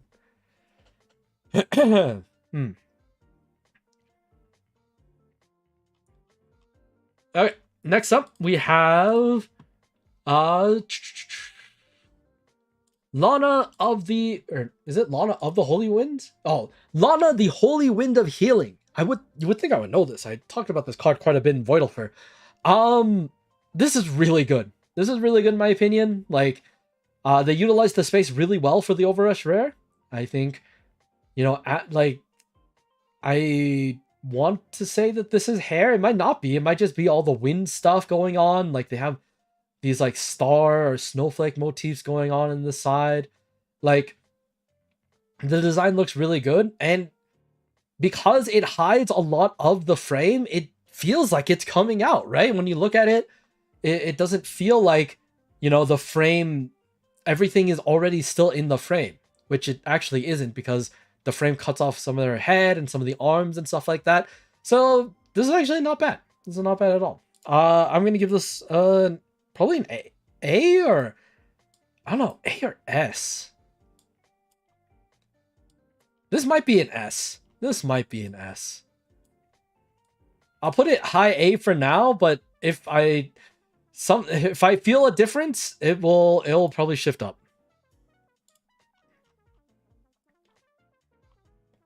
Next up is, we have a premium black Last Call Chainverse. Where are you? Last Call Chainverse, otherwise known as if, maybe that's a bit too much. I was gonna say if Rebecca was a Rush Duel card, but that's not necessarily the case. It's just very cyberpunk, and like, you know, the greenish skin with the giant guns. Like, you can't fault me. You can't fault. I'm sure a lot of people have made the comparison before, right? Like, it's not something new, right? This is not some unique original idea that I had. But overall, I think it's cool. I think it's really, it's a really nice card. However, it's not at the same level as the other premium black versions. I'll be quite honest. Like, I love that they changed the design, or like they changed the angle. They made her look a lot more intimidating, in my opinion. However, I don't think it's like, I don't know. I don't think it's that it's as good, I guess is what I'm trying to say. But I will put this in at least low A, because I still like the concept. All right, next up is Leave It to the Spark Hearts. Now, one thing that Leave It to the Spark Hearts does that I don't see a lot of the other Overrush rares doing, I'm sorry, I have to pull it up, is this text box. I really like that they implemented like the RPG style text box thing here to be able to, you know, play that the fact that, you know, she's telling, like,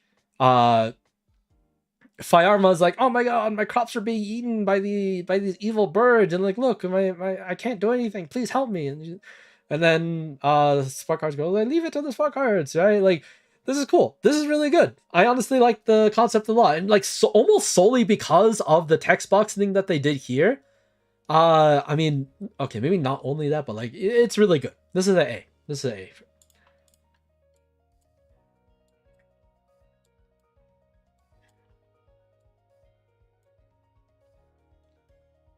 All right, next up are the Legends Ritual Monsters. So let's take a look at those, if I can find them.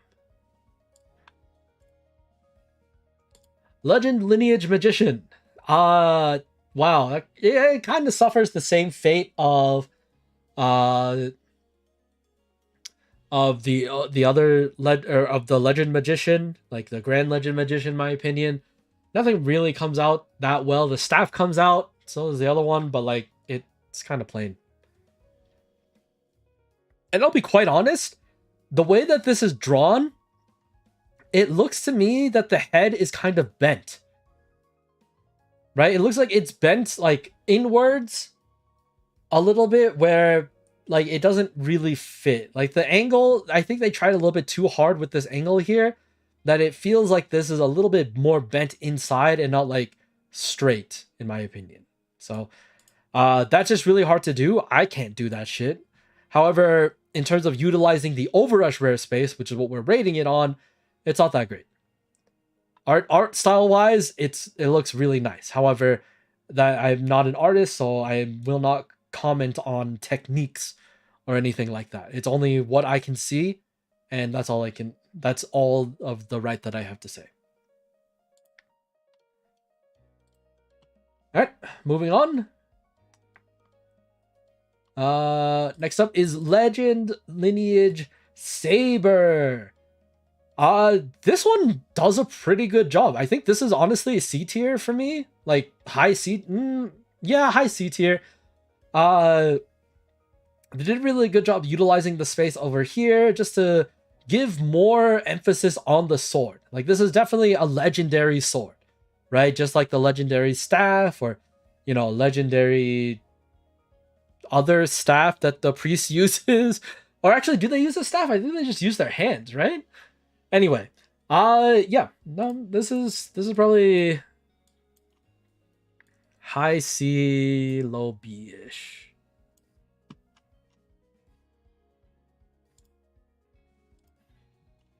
All right, next up. Legend Strike. Kind of suffers the same thing from Grand Legends Magician. It's cool, but once again, it's just the staff that really comes out. I can just put these all together, honestly.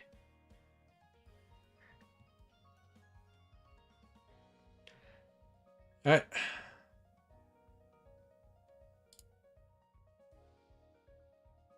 Did that get rid of me? Oh shit, it did. That's not good. Give me a second to come back.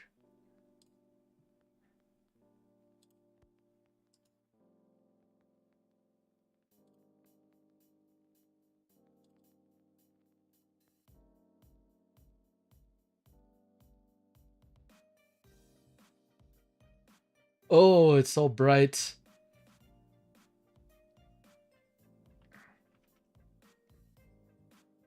All right, there we go. And then the watermark disappears and we're good to go. All right. Cool beans. That was a little scary. But we should be good to go now. Let's make sure. Yep. All right. Awesome. All right. Next up, we have Legend Necromancer. There we go.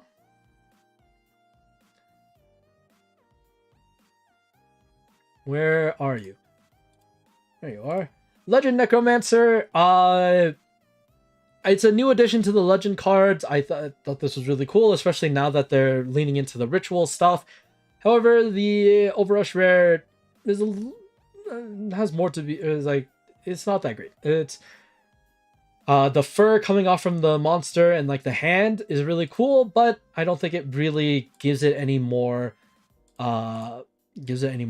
Oomph. Probably like the highest rating of the D for the Legend monsters, though, so it at least has that going for it.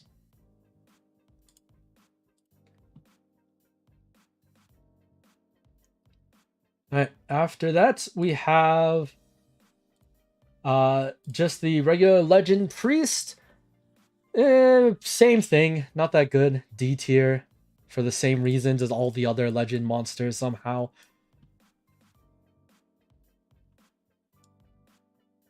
And then she got 2. The other one is a little bit better.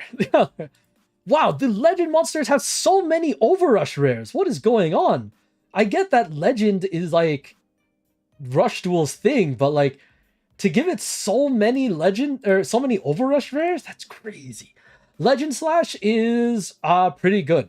Honestly, it like the idea of having both the past and the present fighting together, the capes together, the synchronicity. Yeah. This is probably, but like it's not it's just the capes. It's just the capes. That's not a tier, so it's C. I already have Legend Strike on here, right? Did I not give Legend Strike a thing? I thought I did. Weird. All right.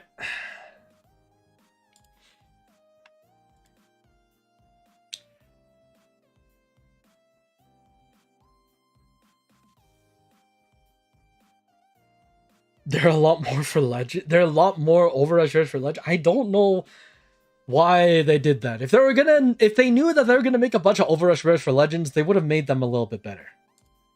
That's all I have to say.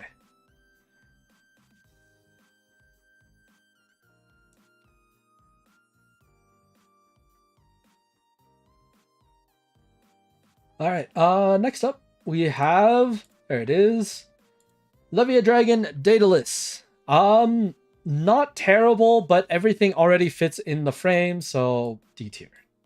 Probably low D. Just be glad that you don't have wings. Probably.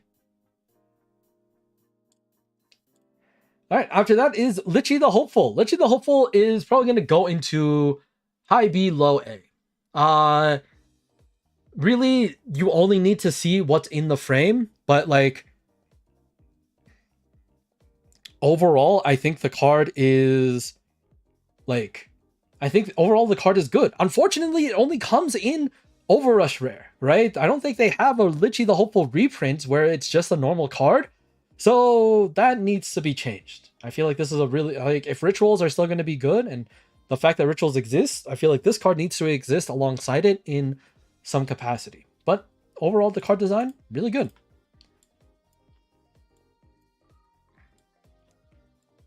We're zooming this all up to A. Okay. After Lichy, we have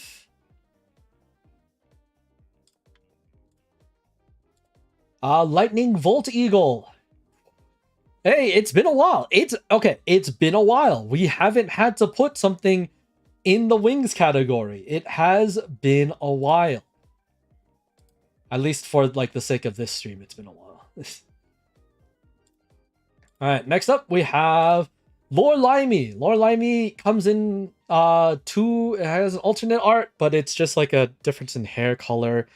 It's not that big of a deal. However, the fact that it leans into a side where, you know, it needs to have the Overrush rare frame space to like finish the rest of their body is an interesting idea, right? Because like you have all of this blank space on the left where you definitely could have centered Lore Limey to be in the middle instead of, you know, paragraph shifting her to the right. So they really wanted to utilize the Overrush rare space, which is something that I can definitely get behind in a concept wise. So yeah, I have to give this probably like a low A, high B situation. I'll be quite honest, I still don't understand how the body works here. Like where the heck is the rest of her body after this like skirt of like coral or whatever this is. So yeah, I really don't understand, but I'm not here to judge card design. I'm here to judge Overrush rare usage or like Overrush rare design space. I just have to not lose the card. Nice. 4 rows of A. We did it. We're finally not, the A's are finally getting stuff. We're making it work. Oh wait, there's 2 of them. I forgot. I just said that they had 2 versions and I completely just forgot. All right. Oh my god, we're so close. Five more rows? 5 more rows. We can do it. We can do it. We can do it. All right. Next up is lovely Feresh. I don't speak French, so I don't really know how to pronounce this. Feresh. Oh ho ho oui oui Feresh. No, that's how I would say it if I had a French accent. It's just the wings. The angels have the lovely angels have the same issue. That's actually really surprising. I thought I was going to be able to give this something better, but unfortunately that's not the case. That's not what's happening here. All right.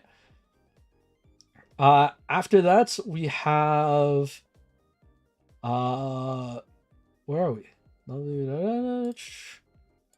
Boom.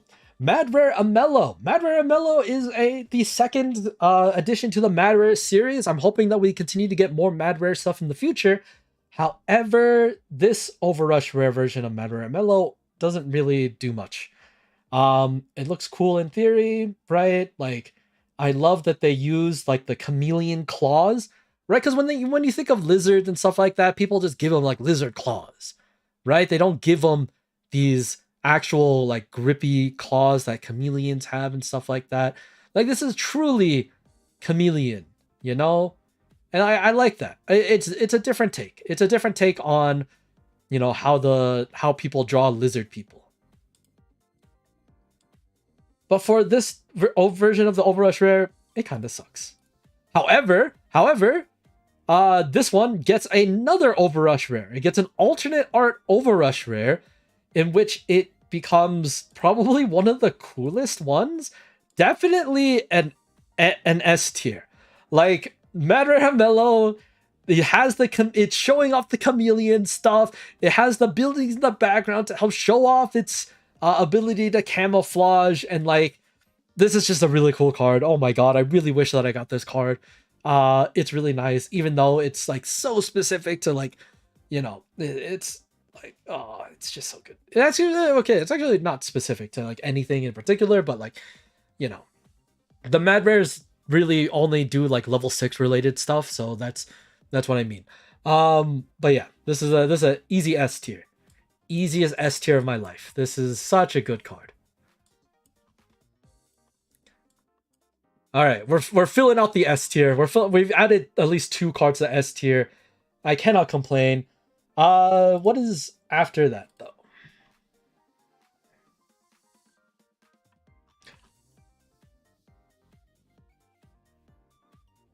Wait, where is it? We're in M. P. There we go.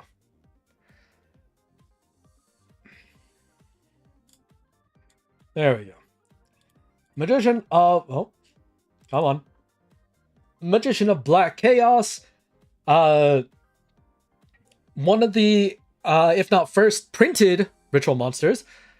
Right? It's fine. I think this is really all that they could do in terms of giving it, you know, a reason to have it being Overrush Rares, all the effects and stuff like that. It's not terrible. I feel like, you know, because this is a port, like I mentioned before, ports get a little bit of leeway because of the fact that their card artworks are already predetermined.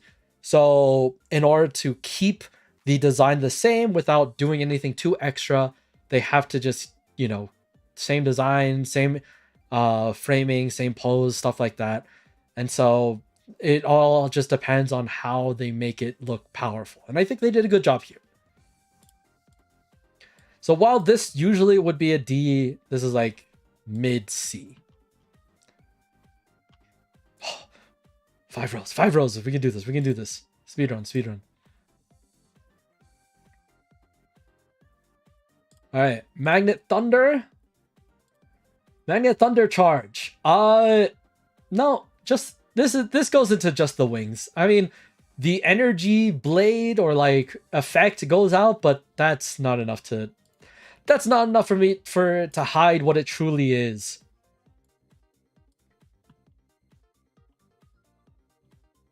All right, next up we have Majestic. Is it Materia Burst? Master Burst. Easy enough. It's just the wings. It's just the wings. We're back. We're back to it's just the wings. We're never running out. In fact, we're gonna put some of these already. We're gonna speed run it's just the wings. Let's just add other ones that are just the wings, and then we don't have to worry about them. What did I just add? Yeah. What?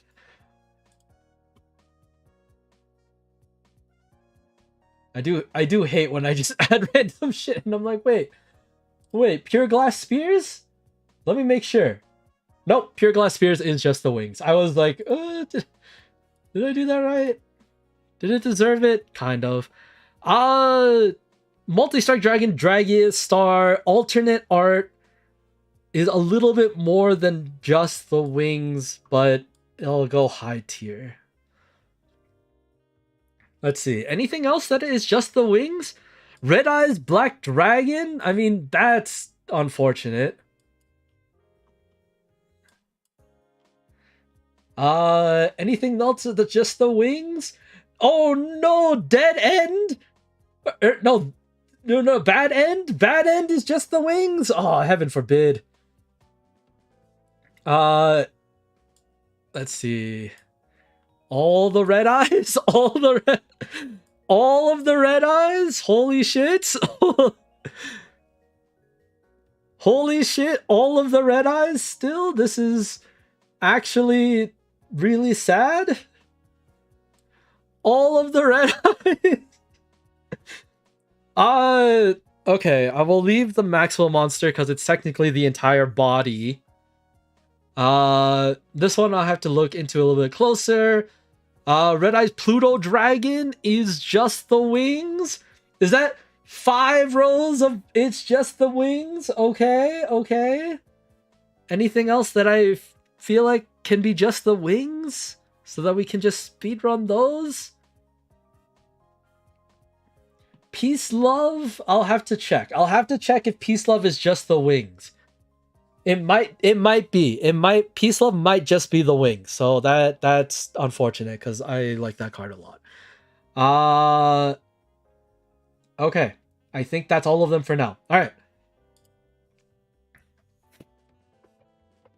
Mad Rare being related to the executees also makes anything they do also yeah, exactly, right? Like there was always that like synergy between the Mad Rares and executee stuff, which is interesting, or like level 6s in general, but like yeah, obviously when you think of level 6s and rush duels you think executees, but like yeah. Does that count as wings as they're in the ocean? Yeah, I mean wings are wings, you know? I mean just because they like flying fish technically have fins that act as there's not a good real life example of things with wings in the ocean, but yeah, anyway, let's get back to it. We're looking at, I don't even remember which one this is, so we're gonna have to look.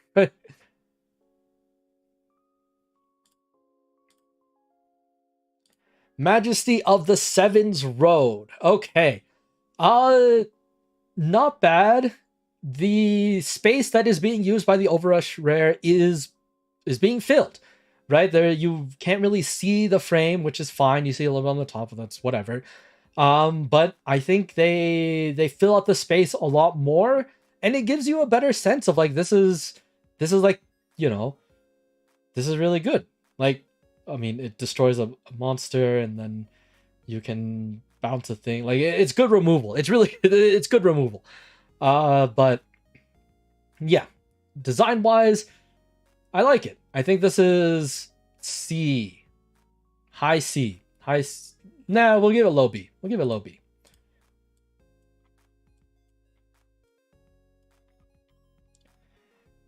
All right. Next up is good old Mr. Snake. Where is the snake? There it is.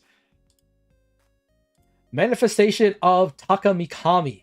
They did a really good job here. I think this is their best prize card Overrush rare, in my opinion. Like, this is just really, really nice. Definite S tier for me. Like, just showing the entire building, the snake coiling around everything. Like this is so good. This is so good. I can only hope that guy on a horse is a little bit better, but I feel like that's just really hard shoes to fill. And I was gonna say this is our first normal monster. It's not. I lied. Handy Lady is a normal monster. All right. Next up, after Snake, we have Master of the Seventh Road. Everything fits in frame. Nothing really comes out. They couldn't even make extra rings or some shit, right? 7 rings. Are there actually 7 in the frame though? 1, 2, 3, 4, 5, 6. They could have fit a 7th ring somewhere outside, unless like the 7th ring is this one or whatever. But like, yeah, I mean everything. It's not great. It's not great. This is a D. Okay, Fortrex, the Joint Tech Maximum Monster. I love the concept of the horizontal dragons. This is probably just a C tier. Yeah, I think this is just a C tier. I think that's fine. Not gonna lie, the Utopia makes this Majesty wish it used that method. No, exactly, right? Like, I like the Utopia overframe a lot. I love the fact that they put the shine of the sword and matched it with the circle for the attribute, the light attribute. Like such a creative thing to do. Such a creative thing to do. All right, next up we have to go through Meteor Black Mars Dragon. So I had to hesitate because I wasn't entirely sure if it fit in the frame. It does fit in the frame. It is basically just the wing. So unfortunately, it does go into it's just the wing. So now we're at 1, 2, 3, 4. Wait, 1, 2, 3, 4, 5. Oh no, we are at 5. We have 5 rows of it's just the wings. Surprising. Surprising. All right, after that is it's not Meat and Greed. What are you? Oh yeah, the Flocking Fan Mail. Ms. Mutton's Flocking Fan Mail. Not bad. This one utilizes the bottom left of the Overrush Rare frame area, which I think is pretty good. Like, I don't really care that it doesn't utilize the full thing when you get to have like this type of like exposure, or like, you know, you can tell I don't do a lot of art stuff when I just, you know, ramble on it. But like, I like it. The depth here of like, you know, I think diving into the mail and stuff like that. This is really good. This is probably high B.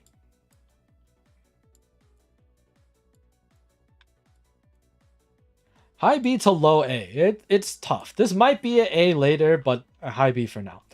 Mobius, unfortunately, once again, kind of falls into the idea of like, you know, it's cool, but it's once again a card that already exists. It's definitely a glow up. It's a huge glow up in my opinion to what it was in the advanced format. However, like, yeah, I think low B for Mobius makes sense. Low B to high C.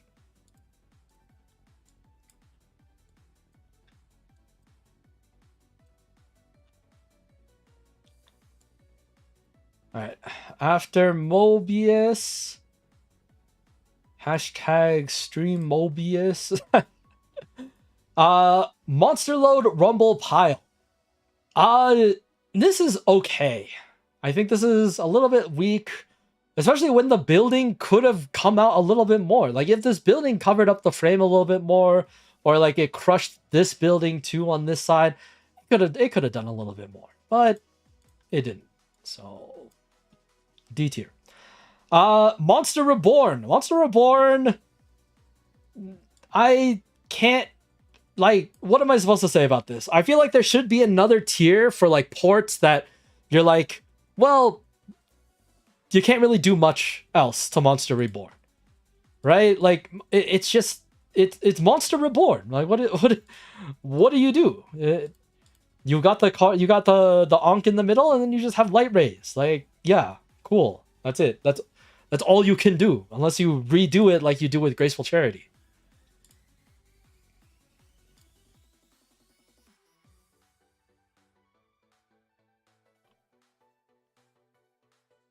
Okay, wait, where'd it go? Huh? Oh, there it is. All right, Music Princess Dance. Pretty plain, if I'm being honest. Really good card, but yeah, it's pretty plain.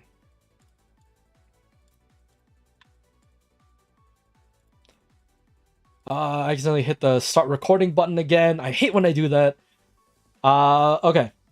Next up, we have Necromaid Lurker. Necromaid Lurker has two different arts, so we're gonna have to look at both, because one is subjectively better than the other one.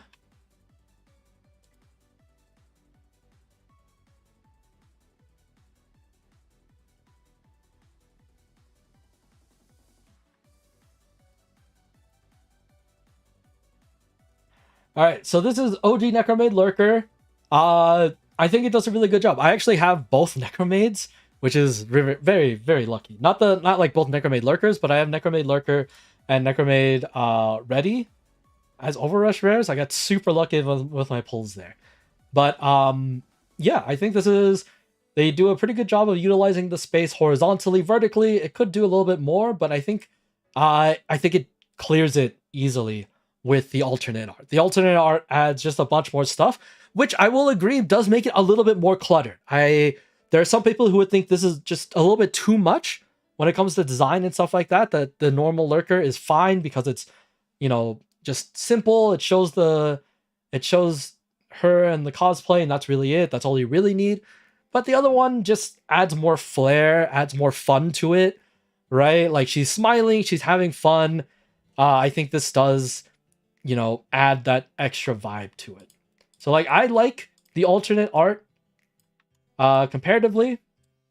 I know some people might be a little bit against that. But once again, this is my list. If you want to change it, you can do it yourself. All right, next up is Necromaid Ready. I put it in the wrong layer again. I hate when I do this. Necromaid Ready. Everything already fits in frame. This time everything that's outside is kind of like superfluous. There's not really much else that you really need. Like the cat bringing or biting and like, dragging the sheet music. I feel like what was the point here? Like, it's a music thing, which makes sense. So it's fine, but like, yeah, I mean, this is still good. Like, it's a low A, high B for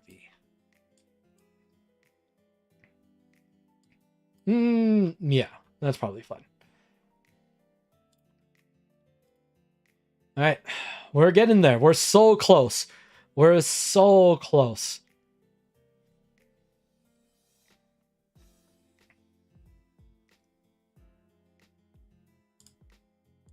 All right, next up we have Neutron Blast. Now, this is, once again, it falls a little bit into the Vitra Star conspiracy of like, they're shooting the laser, but like also the wing. Like, technically you have the head here, so it is not just the wing and it's not just the laser. So it is a little bit better in my opinion. But would this be considered in the same category as what happened to Vitra Star? I don't know. In my opinion, I don't think it counts. In which case, I give it like low C. But who knows? The cat is cute though. Yeah. I mean, I didn't give it that low of a score. I give it a high-ish B. Yeah.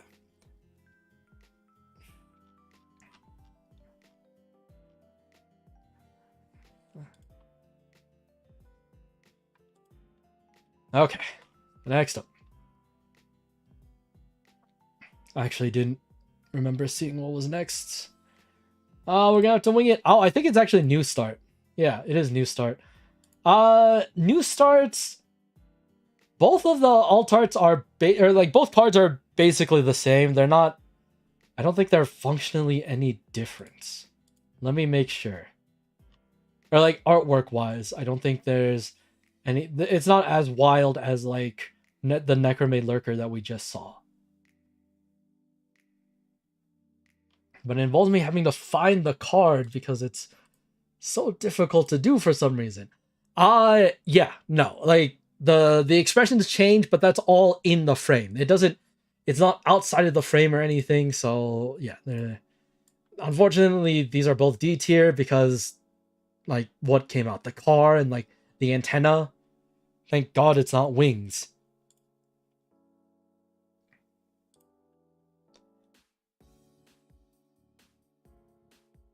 All right, after that is wrong layer again. You fool. One day you'll learn. Nobody scat thief. What do I say about this card? Nothing. It's like it's old enough where, you know, they didn't really utilize the space that well. This is a D tier.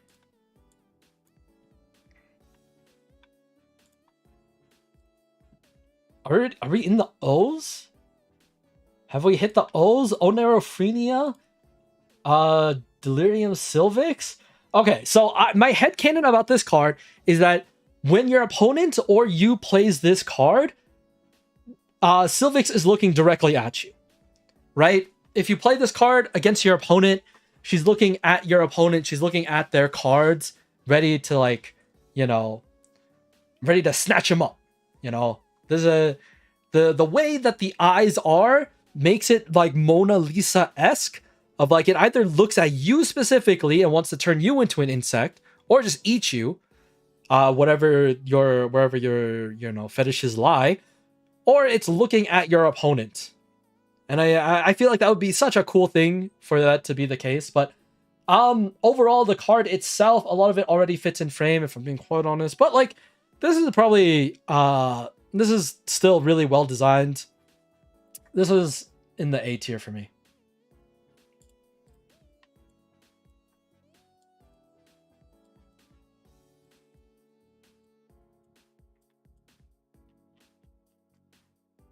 Okay, next up is one that you were talking about might actually be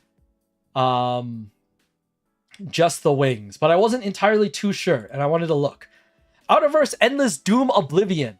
No, yeah, you're right. It is just the wings. It is just the wings.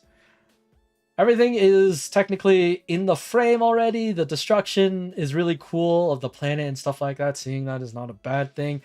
But like, yeah, the flame things, yeah, that is pretty much, it's just the wings. All right, next up is Overrush Storm. Now, Overrush Storm has two different, does have two different artworks, so we're gonna have to look at them and figure out which one we like more. Here's the first one. The original version, Overrush Storm, has a bunch of monsters swirling around a giant tornado. The tornado does look really nice with the foiling. This is one of those cards that like the foiling does add to, like, you know, like the fancy effect, right? The Overrush natural disasters, I think, is a very cool concept in terms of like making them like removal spells and stuff like that. Oh wait, that's not the right card. Thank God I didn't just show it.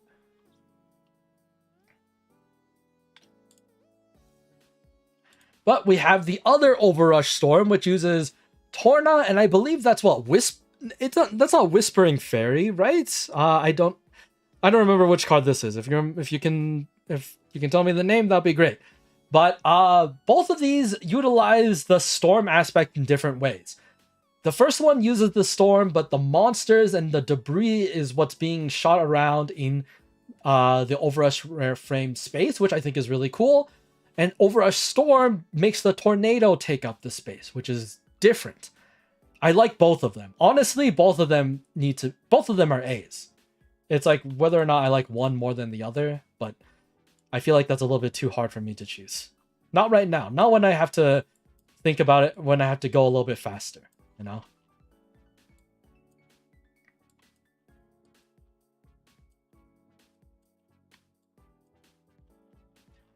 All right, 3 rows left. 3 rows left. We can do this. All right. Next up is, what is that? Partial destruction of the Sacred Tower.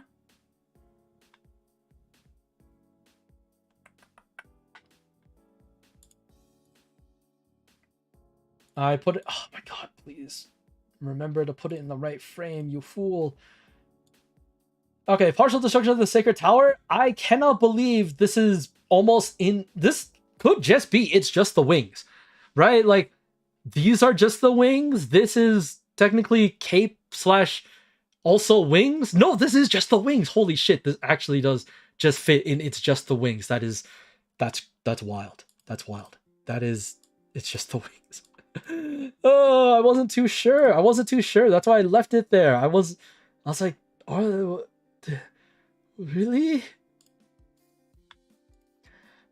Peace Lovely Angel is also just the wings.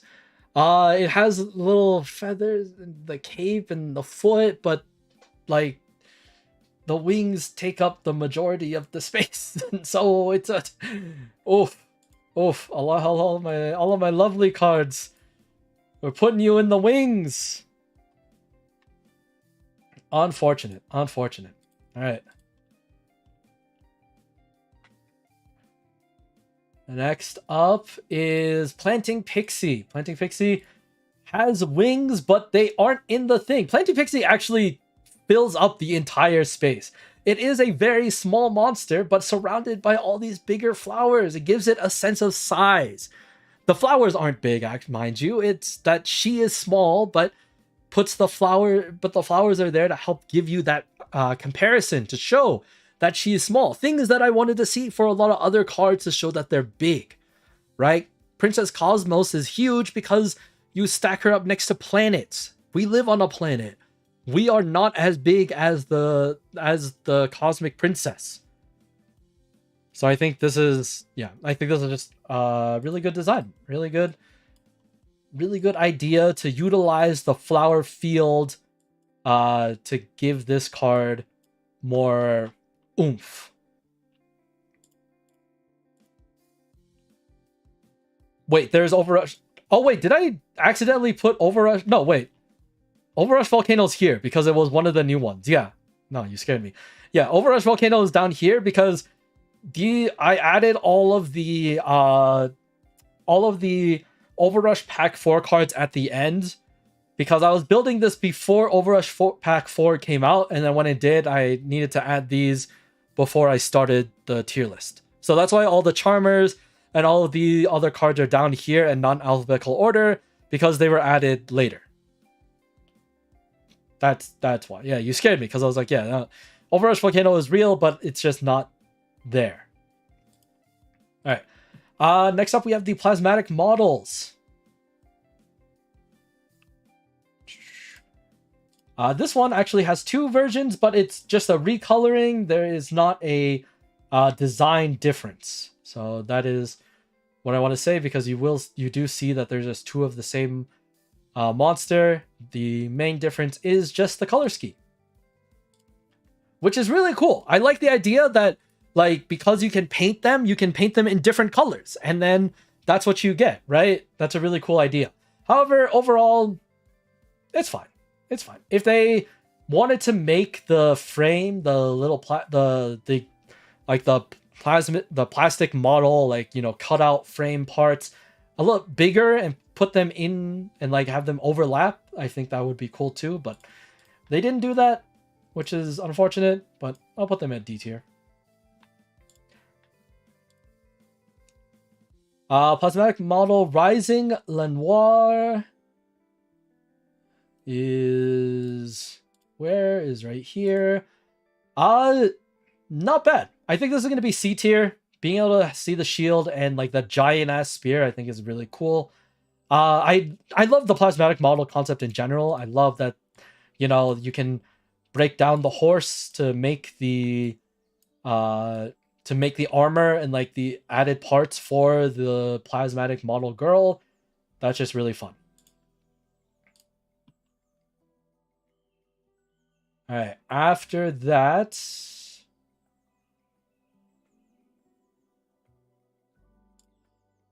is Pliage, the Sacred Shooting Star. So Pliage also has 2 cards, but it is whether or not the addition of the little dragon guy is there. So that's really it. I'm not going to count this dragon as being a reason for the tier to go up or down. Overall, Pliage, I think, deserves to be at least B tier. This uses the space really well, even though it is kind of mostly just the effects. But she is, like, you know, this star maiden and very powerful. She's a princess and everything, right? And so, you know, there's definitely need to show that air of royalty, of air of majesty, and stuff like that. So, yeah, definitely B tier for both of these cards. We just have to drag them up there. There we go. All right, less than 3 rows, less than 3 rows. We can do this, we can do this. Next up is the hairdryer Post-Stellar Shower Princess Cosmos. This is pretty good. I would have to give this probably high C tier probably. Once again, the idea of Princess Cosmos using a planet as a heat source, firing the heat off into her hair, and then causing heat death to all of the planets behind her is such a cool idea. Would I, once again, I don't want that to ever happen, but you know, the concept is very fun. So yeah, in terms of utilizing the Overrush rare space though, it's not that great. I'll put them both in C tier. The only difference between this one and the alt art is mainly the outfit. That's like the striking one. But overall, I think this is high C to low B.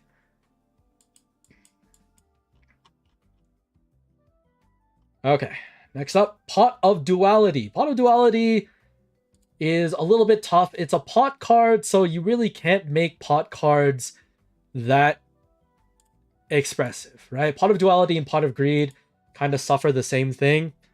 But I like the idea that they have the flames and the calming thing, like to show, you know, that is it juxtaposition? It's not dichotomy. To be like, you know, they force them together, the calm and the angry part, and like, you know, manage to make a new pot out of it. I like the idea, right?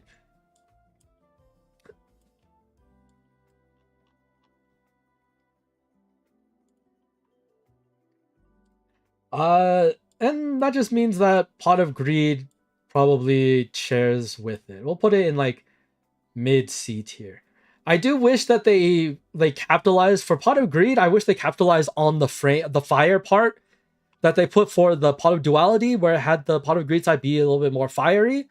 I wish they did that for Pot of Greed. I wish that they did that, and because I can't rate that higher because of it. All right, next up, we have Prima Gitarna, the Shining Superstar. Yeah, I mean, the angle looks really cool. You're looking down, you're a fan, you're holding the light stick, looking up towards your Oshi, your fave performing, and like, I guess handing you a card, that would be so cool. But yeah, but that's just the alt art. You can already see that in the frame. That's not really that big of a deal. In terms of Overrush rare design, unfortunately, not that great. It doesn't really utilize the space all that well, so I can't really give this anything higher than a D. Oh god, we're hitting all the Princess Cosmos now. All right, let's go through the Princess Cosmos cards. Princess Cosmos Astrological Observation is probably going to be a C for me. Like, all of these, it's just the hair. Can It's Just the Hair be It's Just the Wings? Are we allowing that? Nobody Scat Thief, nobody Phantom Thief. Start. Yeah, I agree. I agree that the name changes are unfortunate. I Star Salvation Shield I really like. I like that it's SSS because I had a video idea. I had a bit where if I talked about Star Salvation Shield and just say SSS, I can then replace it with Shiny Smiley Story from Hollow Live and play that in the background. Kind of like how whenever Doug says twice in a video, their editors put in twice the K-pop group and stuff like that. I wanted to do that first. Star Salvation Shield. So I'm still gonna call it Star Salvation Shield. I really don't care that it's Star Protector's Protection. It doesn't roll off the tongue. Really, Star Protector's Protection? I'll be honest, one of my biggest pet peeves is like when I repeat words. When I write a script and accidentally say the same word like twice, then it gets on my nerves and I have to delete it and replace it with a different word. Right? Like, rarely do I repeat words, and if I do, it sounds terrible and I hate it, and I'm too lazy to change it because I recorded already. But when I'm writing and I proofread, or like I see something that I don't like because I repeated the word in like the sentence before, the sentence after, I have to delete one of them and change the word to something else. Anyway, astronomical observation, I'm putting in like, yeah, low C tier. Honestly, most of these are, maybe most of these are going to go in low C tier.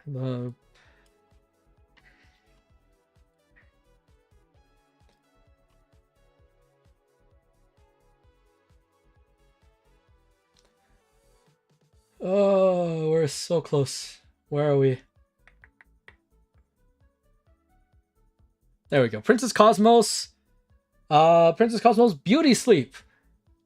I feel like this one does a little bit more of a better job, but I'm still going to put this in C because honestly, nothing's really changed. I like that the Cosmos Princess uses like the hair cover in order to sleep, but that's really it.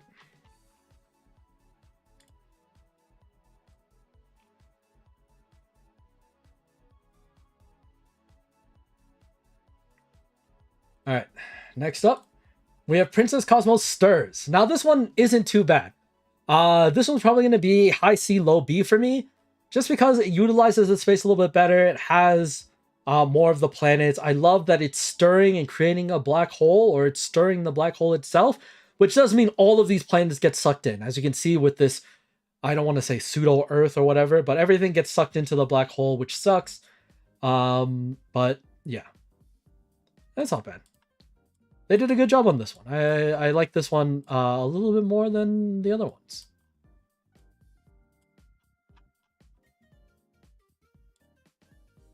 At least the average on Princess Cosmos is higher than the Legend Overrush rares. Good lord.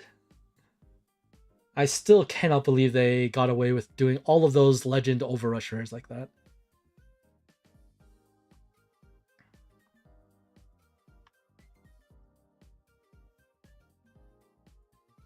Except now I lost my... Where is it? There it is. Princess Cosmos, the Cosmic Trickster. The spaces, the sleeves, the giant hair buns this time around. Galaxy for scale once again. Like this is the stuff I want to see in order to determine, the size of stuff, right? Like I love seeing like just things to compare for the aesthetics.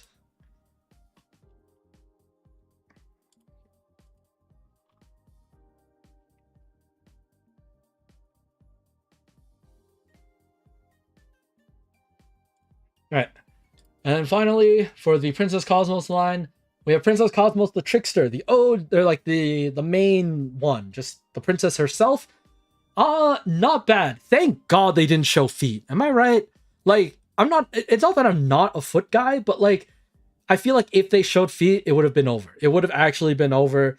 All of Twitter, all of Yu-Gi-Oh! Twitter will be like, oh my God, they're showing feet. All these people who don't play the game are gonna come in with their opinions and be like, this is just a kid's card game. Like, why are they showing feeds? And I'm like, oh my guy, trust me, they could have done worse. But yeah, I think this is pretty fine. Low C tier.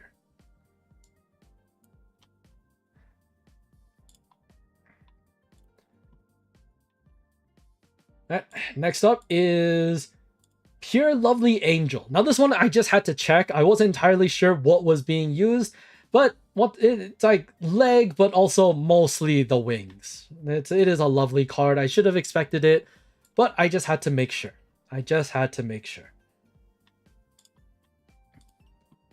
Alright, next up we have Quixotic Love.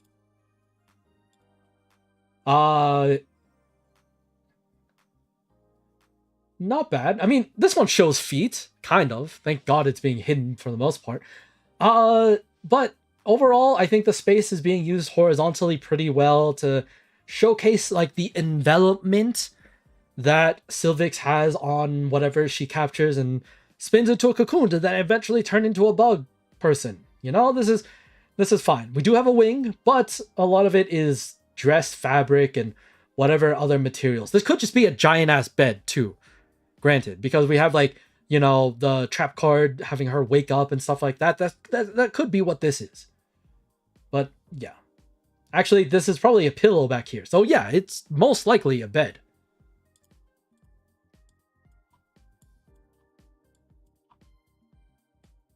Anyway, low B. Alright, next up is Rabuel.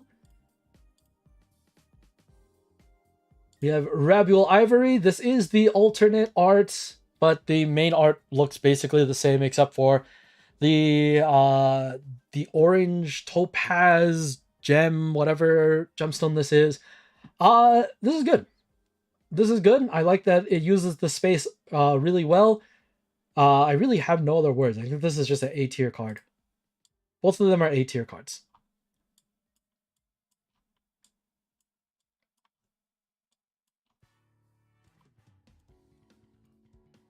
I just have to make sure I find both of them to put them in the A tier. All right, two rows. We can do this. How do I feel about Ryza? Where art thou, Ryza?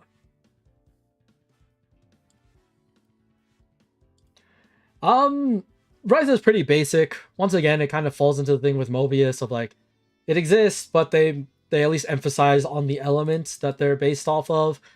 Did I put Mobius low? No, right? Mobius was probably somewhere in here. Anyway, I'm giving Ryza a low C. It definitely could be D material if I'm being honest. But once again, it goes into the thing of like, well, what else are you going to do? Alright, next up is the Red Eyes Maxima monster. I don't like the design of the Red Eyes Maxima monster. I'm going to be quite honest. I don't like that it's... this is how they decide to make the bodies. Because, like, they didn't want to do another Blue Eyes Ultimate Dragon 3 head. So they're like, okay, 3 heads, right? 1 head at the top, 1 head in the body, and 1 head in the tail. Like, oh my god, just... I cannot believe they decided to do it this way. I just don't want to put it... you know what? It's on the screen. It's fine. Do you think the legends would look better IRL failing for the beams and all?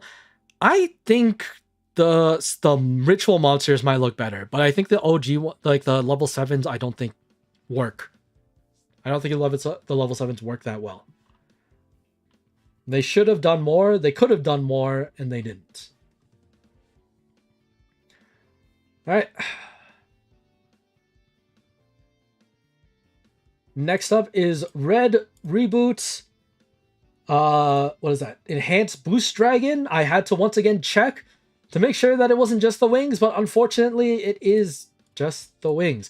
Almost all of the Red Eyes cards have just been the wings, which is hilarious.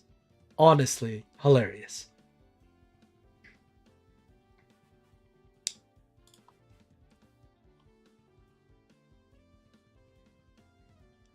Alright, next up we have Resolve. Resolve is interesting. I think it shows like the 3 non-Yuga Ace monsters and stuff like that, but it's kind of plain. Like, you get to see the top of Yami Ruler, you get to see all of these other things, but like, is that enough? Not really. They could have done more here. They could have made these guys come out even more, if I'm being honest. If they're gonna do like a whole like anime thing, they could have done a better job. That's really all I have to say about that one. After Resolve is Rising Soldier. Now I want to put this in D. One, because I'll be honest, I haven't seen anyone play this card. I haven't played this card. But I'm not here to rank it based on usability. I'm here to rank it on the Overrush rare, and the Overrush rare kind of sucks. Doesn't really utilize the space that well. It has lightning bolts, cool, but like so does like almost every other card, if I'm being completely honest with you. All right. Moving on, we have the Miss Mutton Fusion Monster, which is my favorite way to play Miss Mutton if I am somehow forced to play Miss Mutton outside of a Rush review. Royal Princess of the Woolly Wonderworld Miss Mutton is, I think, A tier. I think they did a really cool job of making her like basically Hades, and I love the floating skulls, the fire, she's basically Sans Undertale.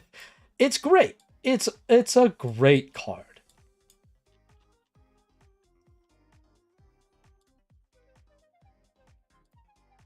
Actually, I can just leave this up. Next up after that though is Royal Rebels, Royal Rebel Heavy Metal. This did a pretty good job. As much as it's not even just the wings this time, right? Like, it comes out a little bit more. The angle shows that it's like coming out to slice you and like destroy you and take your life or take your attack points and stuff like that. I think this alt art does look really good. I'm not breaking the rule because it's technically more than just the wing this time around, thankfully. And it's enough to make me think like this is just a really good Overrush rare. Like for the protagonist anyway. I'll put this in B. Oh boy, I can already see the wings, but I want to make sure I know what card that is before I just throw it over there. Royal Rebels King's Return is just the wings. This one I cannot deny is just the wings. It's just the wings. What else can I say? Well, that means we get to see other Royal Rebels, hopefully.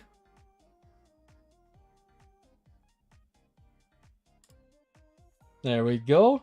Royal Rebels Progressive. This time it's not just the wings. This time it's rockets being shot out. It's like the sound waves from the amps being like, showing, amplifying and stuff like that. The wings stay in the frame for the most part. Everything else is just effect design, which I think is fine. I think it's not great in my opinion, but it's fine. This is a C tier Overrush rare.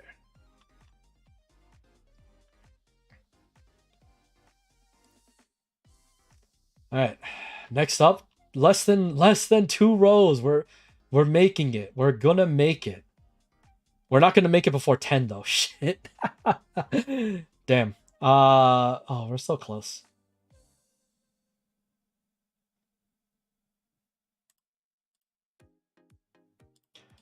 All right, Secret Order, I'm putting in A tier. I mean, I love the city background design. I love that it just adds more depth to the thing. Like, it utilizes the space really well. They didn't have to do too much to it. Like, it's good. It's good.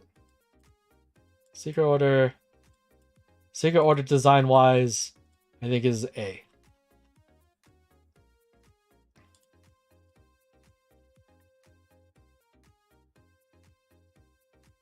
Next up, after Secret Order is...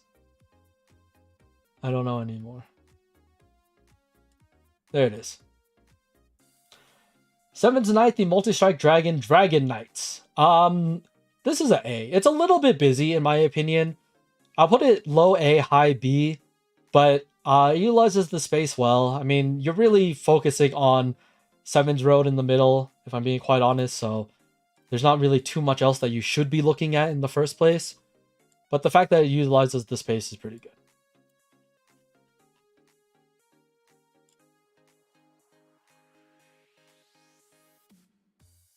Alright, next up, we have...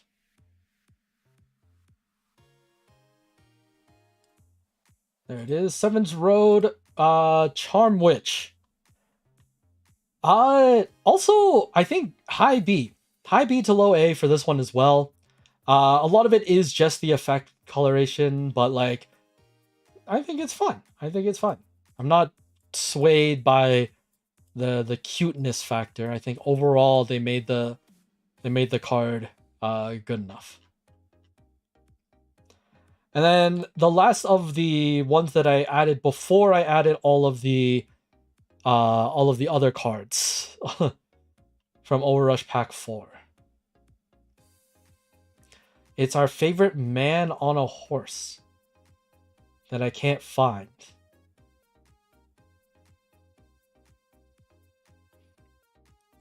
Anyway, it doesn't matter. Gaia gets a B. I think they really did a really good job on making this look a lot better. And like, for some reason, it just hits different. It hits different than a lot of the other ports, especially for a normal monster. I think they did the artwork really well. All right, let's talk about Charmers. We're gonna start with the full arts, because there's definitely an order of how I like them. They're all A to S tier in my opinion. They did a really good job on like making them cards that you would want to use, or like what you want to collect. However, not all of them are that great. In terms of Win, I think is S tier. I really like the idea of using all the other like monsters and stuff like that as accompaniments. That's really good. And it's not just the familiar. I mean, outside of the familiar. I think this is my order. It's going to be Area, Asa, and then Hida after that. Whether or not I want to put them in S tier just because they're full arts, though, is the issue. Right? Actually...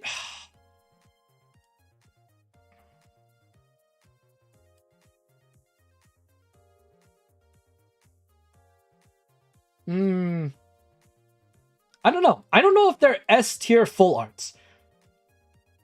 Like, I'm thinking about the Galactica Oblivion full art. That's definitely an S tier.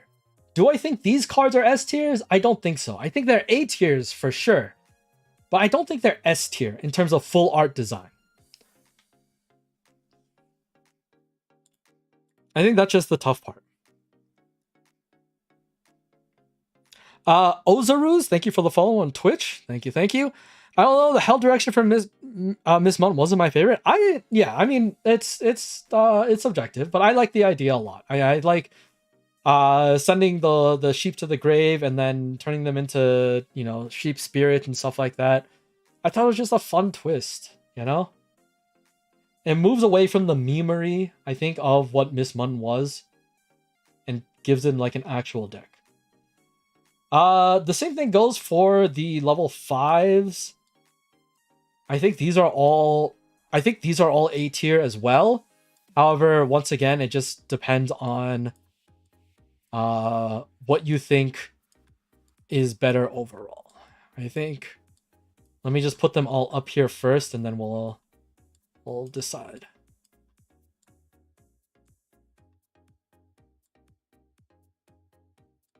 Oh, a new row for A? That's great. Where did I put them? There. How do I feel?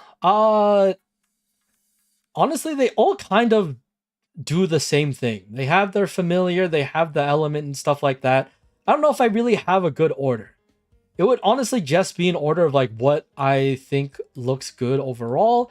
And I think this would have to be the order. Hida, Asa, Area, Win is, I think, the best order for these cards, in my opinion. Okay.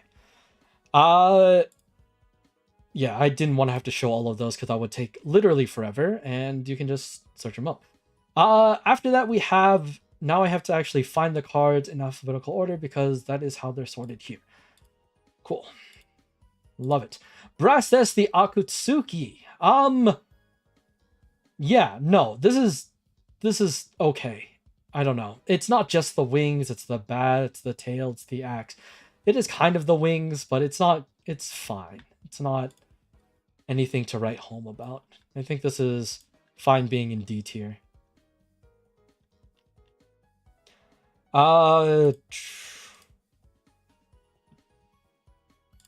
Departure Zone? Departure Zone is probably D tier as well. Yes, I'll put low C. Low C I think is fine. I like the concept of, you know, this being a giant dome for like travel and stuff like that, like a giant ass airport and whatever planet this is. I like the concept a lot. I like because it makes you feel like you're in the dome, I guess is what I'm trying to say.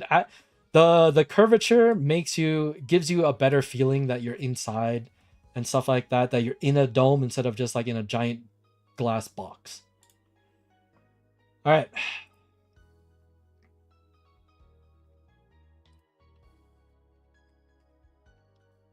Next up is Miraculous Soldier, Miraculous Swordsman, Buster Blader. I'm going to give this one a high C tier. It has just the sword aura and stuff like that, which I think is really cool. But overall, a lot of this just fits in the frame already. You're not really gaining too much information, or you're not really feeling too much outside of that. So let's say B or C. Low B. Low B, high C. We'll leave it at that.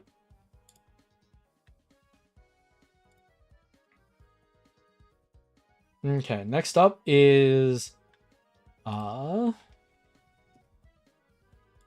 Model, another Rising Blau. This is a cape, so it's not wings, probably. This is okay, I think. This is just like the gun shooting and everything, and like, you know, this is fine. This is C tier.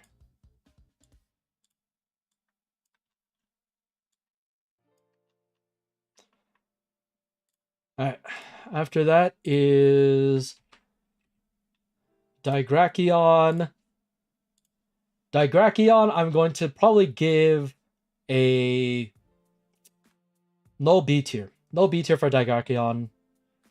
I mean, you get to see more of the body, more of just he's a giant ass knight. I am surprised that you don't have to use dunks for Digrachion. I'll be quite honest. That is one thing that I am shocked about. Because they usually don't let you just use any generic or any random water warrior with 1000 attack or defense or whatever.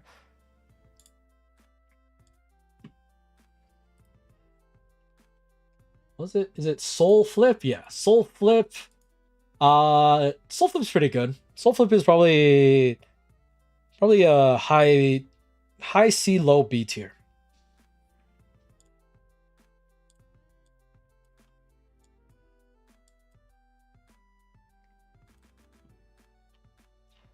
And then finally, we have the Angels.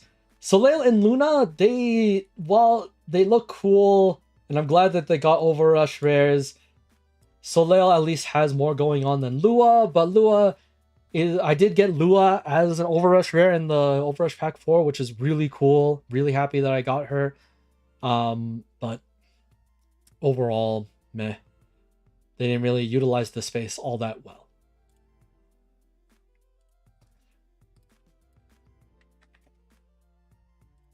See, Sky Savior Wish. It's not just the wings, it is the rest of the knight's body as well, so we can't just put it in it's just the wings territory. We'll put this in C tier. High C.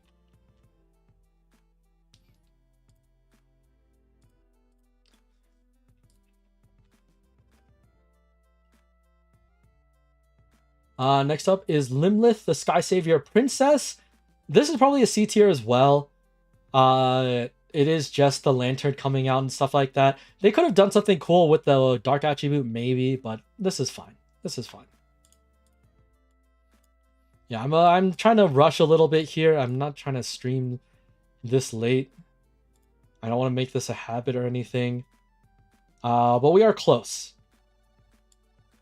Unfortunately, the end. We'll just do it when it gets there. We're almost done.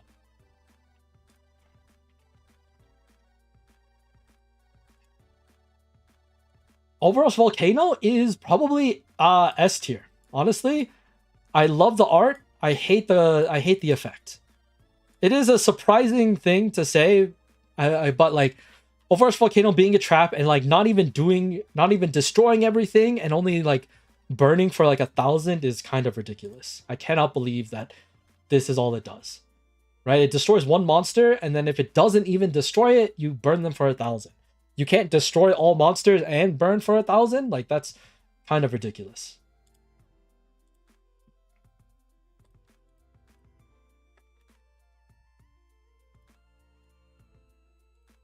Alright, next up is The End, and yeah, The End is unfortunately just the wings.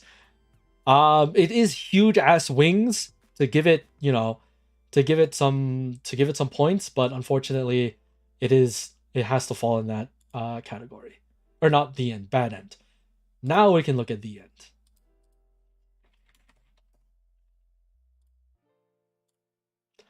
The End, the Mad Fiend Deity of Despair, is almost just the wings as well. But it has like the giant aura, it has the spheres and everything. It would be a crime to just put it in it's just the wings. This is definitely A, almost S, high A, almost S tier for me. I think this is a really good one. And finally, the last one that we're gonna put in here is the Duel Links Overrush Rare Maximal Monster that I added. Just because I have it.